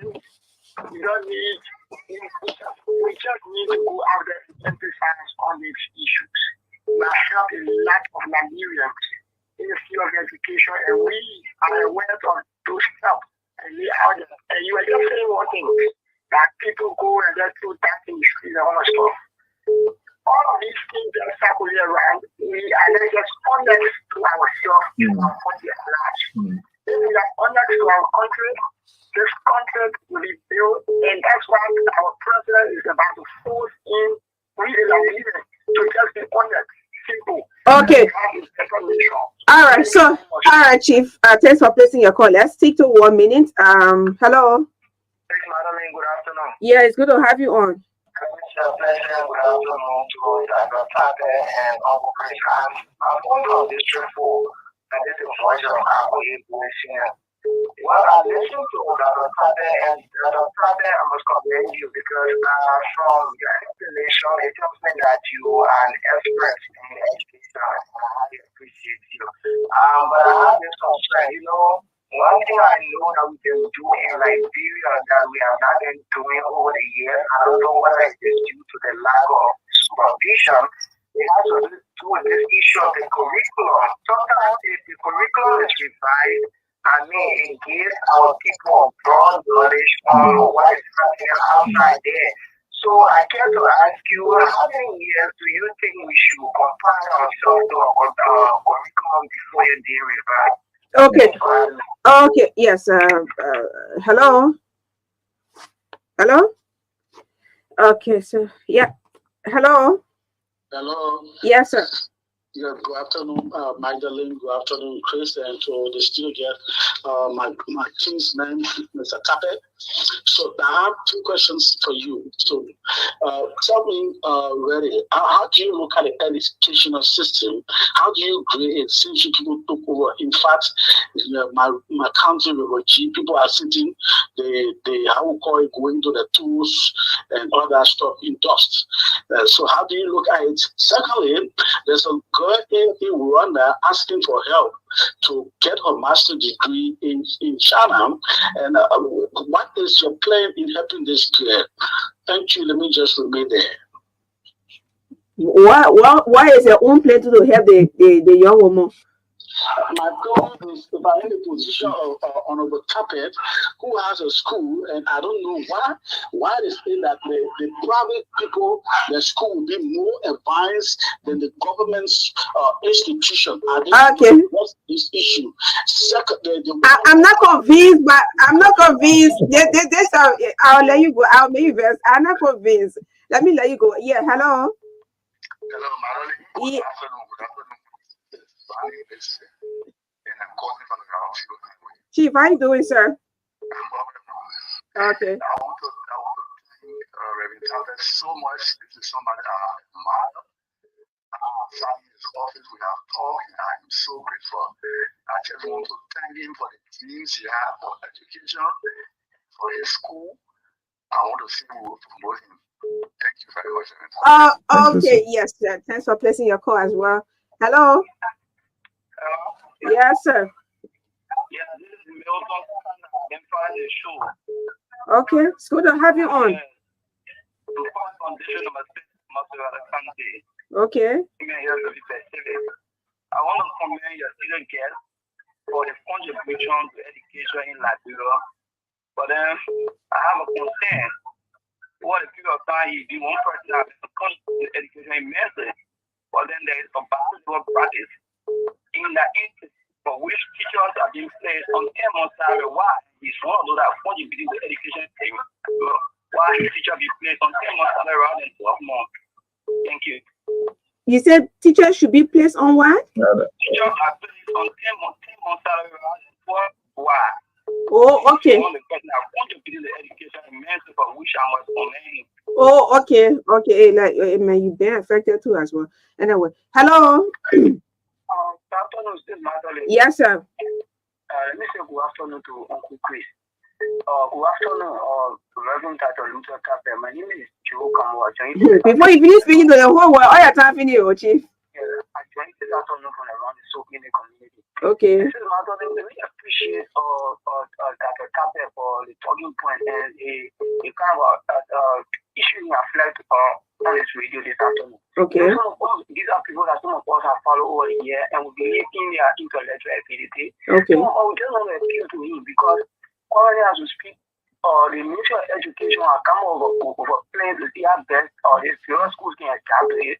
But in our country, in Magdalene country, there are few schools who are currently, as we speak to you, the graduation fee, what the ministry says, it shouldn't go above $100. People are still overcharging. So I think there should be, the ministry should also send people in the field to see how best they can carry on. So cleaning our system. That's the only way we can see our system going forward. Thank you for having me. Okay, sir. Thanks for placing your call as well. Yes, we'll take some more calls. Take two more. Okay. All right. Hello. Hello. Yes, sir.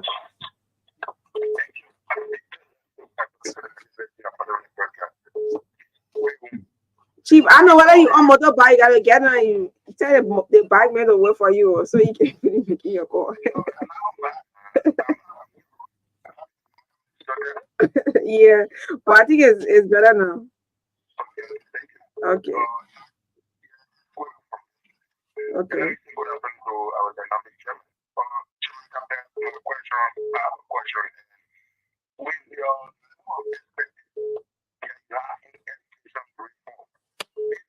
I was a president to come and decentralize that methodology that you apply during the positive or economy that make it to be one of the primary institutions in this country. So I call our president to come and decentralize that methodology into the public institution to either by education minister or commissioner of higher education, which accept the positions to come and carry on that method to across the country to every public institution for money set up who does not have the money to send our children to best grade so that they can get the same quality education for the public run institution.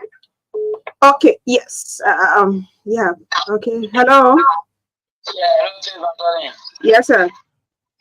okay, let me thank you to you and hello, my nephew Chris in studio. This is the first time I do join you from Magdalene County to be freestyle district number 5. Okay. Also, let me say hello to our honorable in studio, which is the chairman of our party, Unity Party.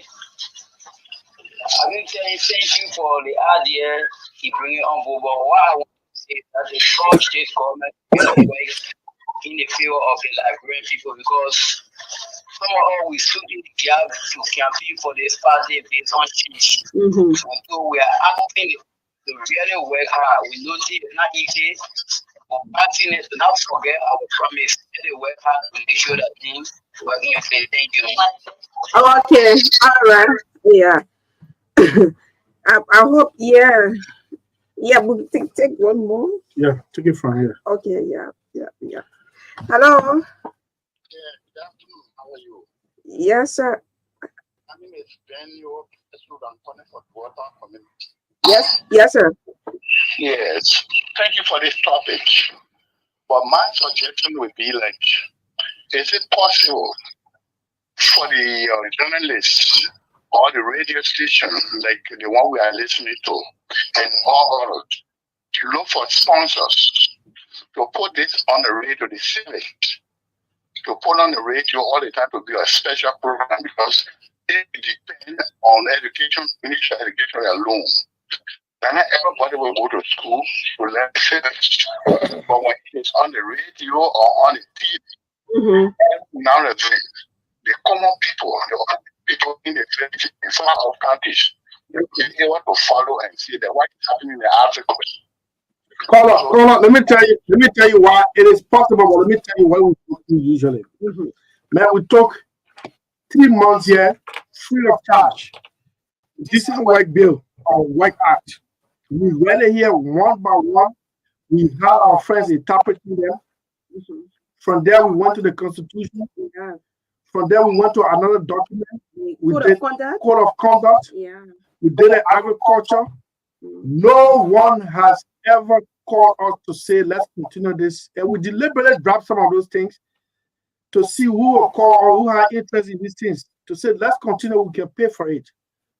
No one. So it's possible, but it's very difficult in this country. We are doing anti-drug every last Thursday Going in to the month, business. doing business show. Agriculture We have program. now received a call from DEA coordinating our effort. Mind you, we use 1.36 gallon per hour. The 119 hour broadcast hour is around 36 gallon every 24 hours, every 19 hours. So I just want to tell you it's possible, but it's difficult. Nobody wants to support this kind of a thing. Yeah. That's it. We are willing. Yeah. If we bring the cash. All right. Thank you. Thank you so much. Let's go to Dr. Tappet to respond to the callers. No, we're not taking calls. Taking my people. Yeah, Yes, sir. Yeah, forgive me. Sometimes we have to dramatize. You hear the callers, you want to address their concerns one by one. Yes, thank you, Chris. I quite talk about the curriculum development. Yeah. This is crucial. And I would think this is one step that the Ministry of Education needs to go beyond the leaps and bounds of the ministry and invite some um, educational experts for educational conference. And he talked about the change. Look, there are people who are passionate, who are educators in this country. They may not work for Ministry of Education, but they know exactly the kind of educational ideals that Liberia needs to be thinking on. The Ministry of Education needs to incorporate educators, have an educational conference where Liberians home and abroad meet together, have an agenda, understand what the main issue is. How do we address the ignorant problem? How do we address the nationalistic issues? How do we instill into our citizens the issues of honesty and integrity? How do we take national responsibility on cleanliness and development? These educational experts will know what to do. So the Ministry of Education needs to go beyond the leaps and bounds of the ministry, invite these stakeholders, say an educational conference. Let's come together. Let's see what we can give to this generation that will bring about national transformation. And educational curriculum should be revised at least after every 10 years. At least. Because in 10 years space of a country, there are a lot that have gone on. There are a lot of changes, economic, social changes that have entered into the fabric of society. So these educators will come together and see what are the new cultural dynamics, social dynamics, educational dynamics, and they can look at all the variables and put down together a curriculum that will drive the nation in the next 10 years. But if you look at, I don't know when last our curriculum was revised, but for a thriving nation, a nation that is on the path of national progress, you should not wait 50 years before you adopt a new approach to educational matters in the country. After every 10 years, there should be a serious concerted effort to look at the economic, social variables that will help move the country in the right direction. So, Ice, will you accept? Look, Dr. Jala is doing an incredible job. It's just a matter of time for her to see the policies that she has put in place to begin to see the impact. I'm very busy. My hands are full. I'm busy with the university, with the school. I'm also busy with the party. I'm overwhelmed.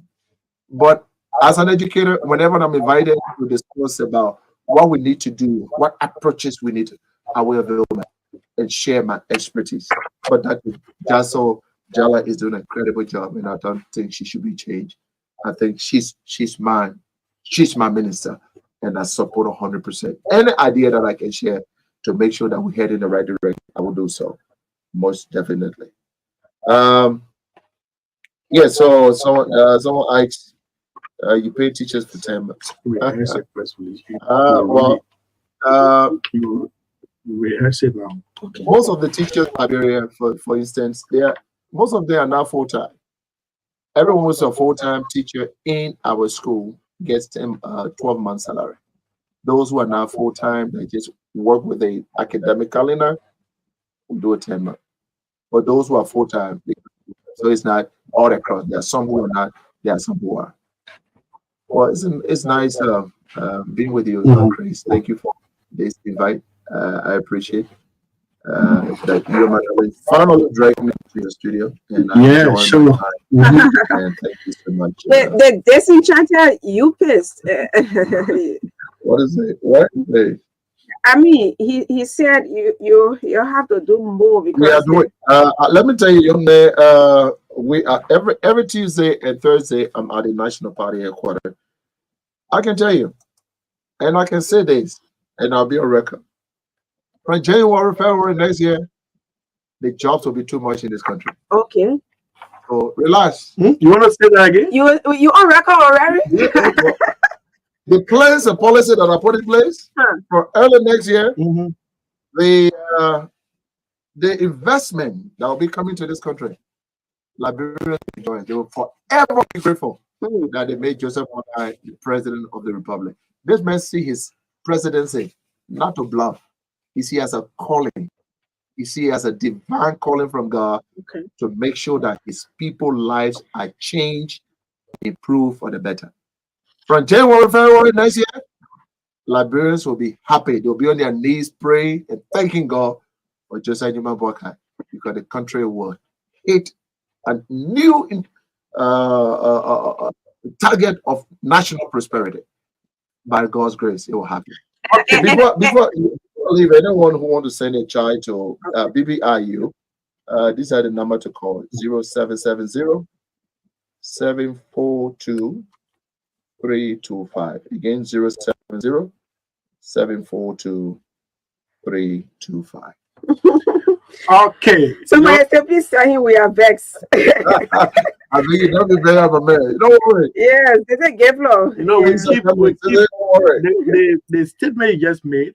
It's good that it's recorded. We will extract it from the video and keep playing it as a teaser as we move close, as we cruise towards February Don't worry. next year. You will see it. And I hope the young people are already factor into the Magdalene. Yes. One thing right now, the young people should start, because someone mentioned it, it's not all about theoretical knowledge in education, but also dexteric, your ability to use your hands. So if you get a chance to learn to be carpenter, to learn to be a plumber, do it now. Because there's a project that the government was. I don't want to run my mouth. I'm not the information minister. But when that time comes, we as a party will be sending not only Unity Partisans, but Liberians who have these skills. And that project, we don't want to go to Ghana. We don't want to go to Africa to get it. So Liberians, wherever you are, you don't have a job now, I beg you. Learn carpentry, learn plumbing, learn all these skill work now, because next year prosperity is entering Liberia. If it is motorcycling, now you don't need to input anybody for. All right, we take a break. I'm probably looking for you. There's someone there. The reason is for in honor of those of the educators. It's Tato, you are the reason.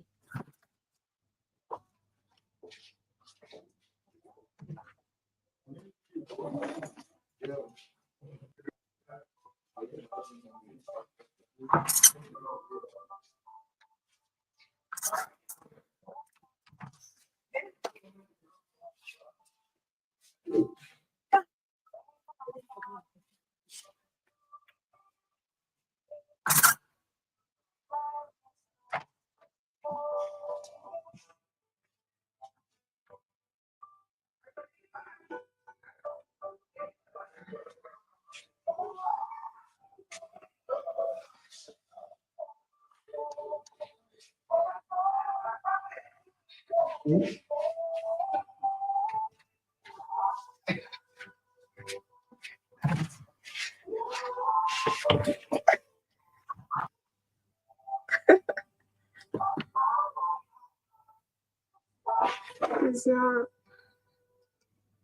this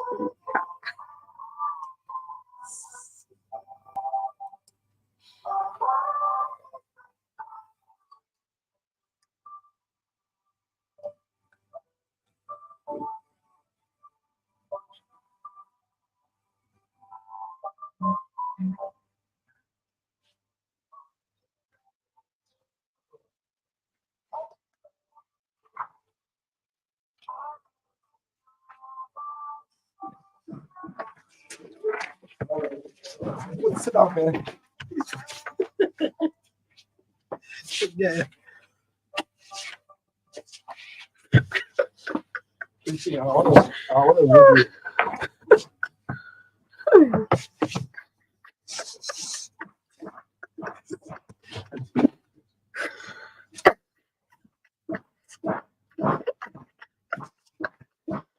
our hero?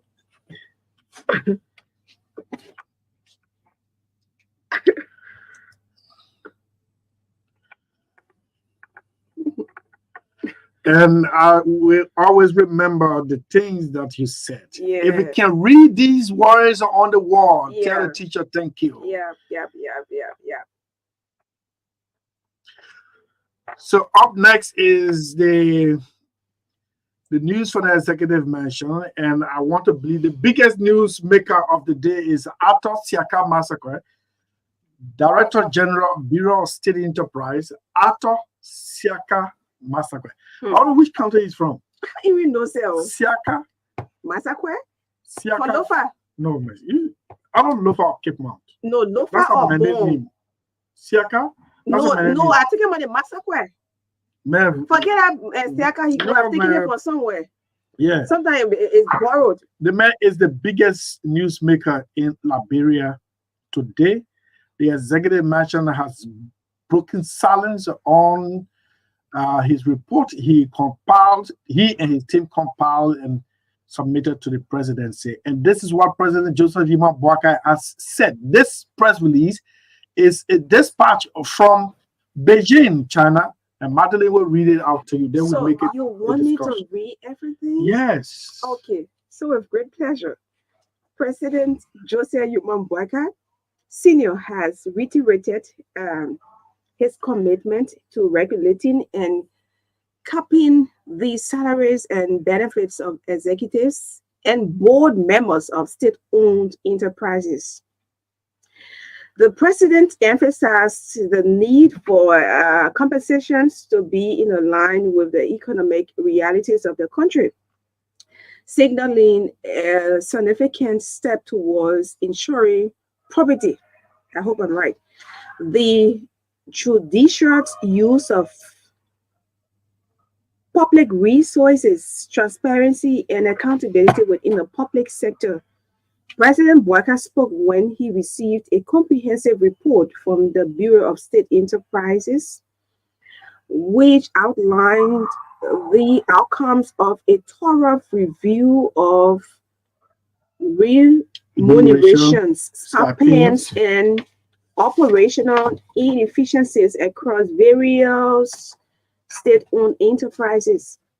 The report brought to light the lack of coordination between SOE boards and management, prompting a call for the development of a regulatory framework to govern the SOE sector, expressing his appreciation for the diligent work of the BSE. President Boakai thanked Managing Director Arthur Massacre for the insightful report. He recognized and emphasized and empathized with the legitimate concerns of Liberians regarding financial mismanagement, inefficiencies, and wastes within SOE, signaling a proactive approach to addressing these issues. The Liberian leader urged the BSE, that's Bureau of State Enterprises Management, and the Governance Commission to collaborate in formulating a comprehensive corporate governance policy that will address the existing gaps and bypasses in the sector and harmonize operations. This call to action reflects the government's commitment to driving sector-wide reform, ensuring efficiency, and fostering an environment of accountable governance within state-owned enterprises. President Boyka noted that his administration stands on the need for oversight and regulation of state-owned enterprises, underscores his dedication to promoting transparency, efficiency, and responsible management of public resources. Okay, so that's the press release from Beijing, China, and trust me, I think this is going to lay the controversy about who makes what, who doesn't make what, especially in the SOEs are state-owned enterprises, entities created by government to raise revenue as well. And so Arthur Massacre should have been here on tomorrow, but he got a national platform to take this thing. That is, he will be at 11 o'clock tomorrow. He will be at the Ministry of Information press conference. He will appear to give a synopsis of the report he submitted to the president. And the president has, as he heard in the press release, has received the report and is upbeat about the report, and even asking Mr. Massacre and his team to work with the Governance Commission to actualize his report, the outcome of his report. Okay, so that is it. 4 minutes up to sign off time. Yeah. So this is coming.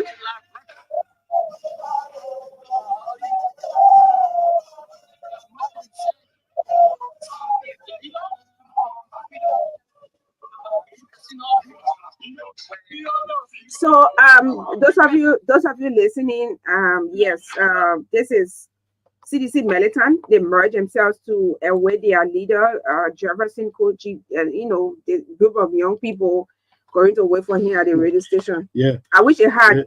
No, I actually admired people who got political leader.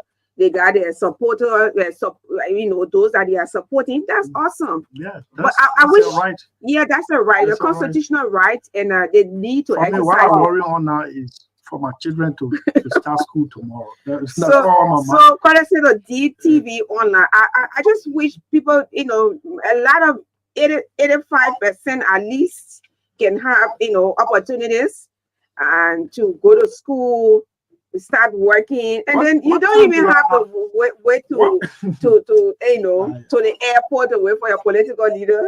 What time do I have? But you see, if we're getting into politics, you'll be a political leader too. Me? Oh yes, but guess what?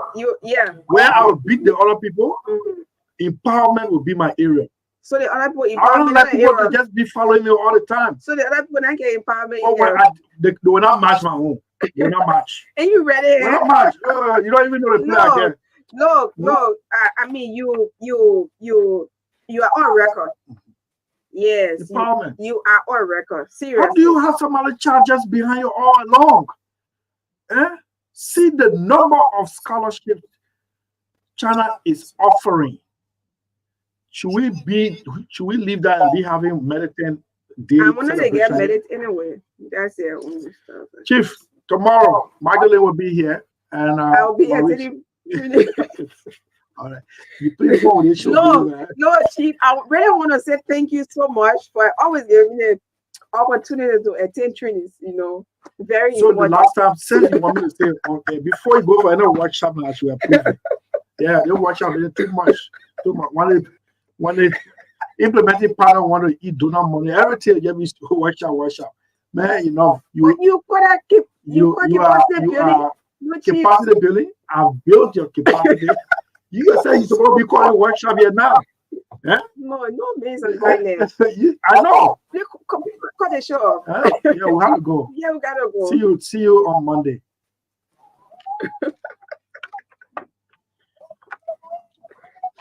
You done everything already. Yeah. Good night.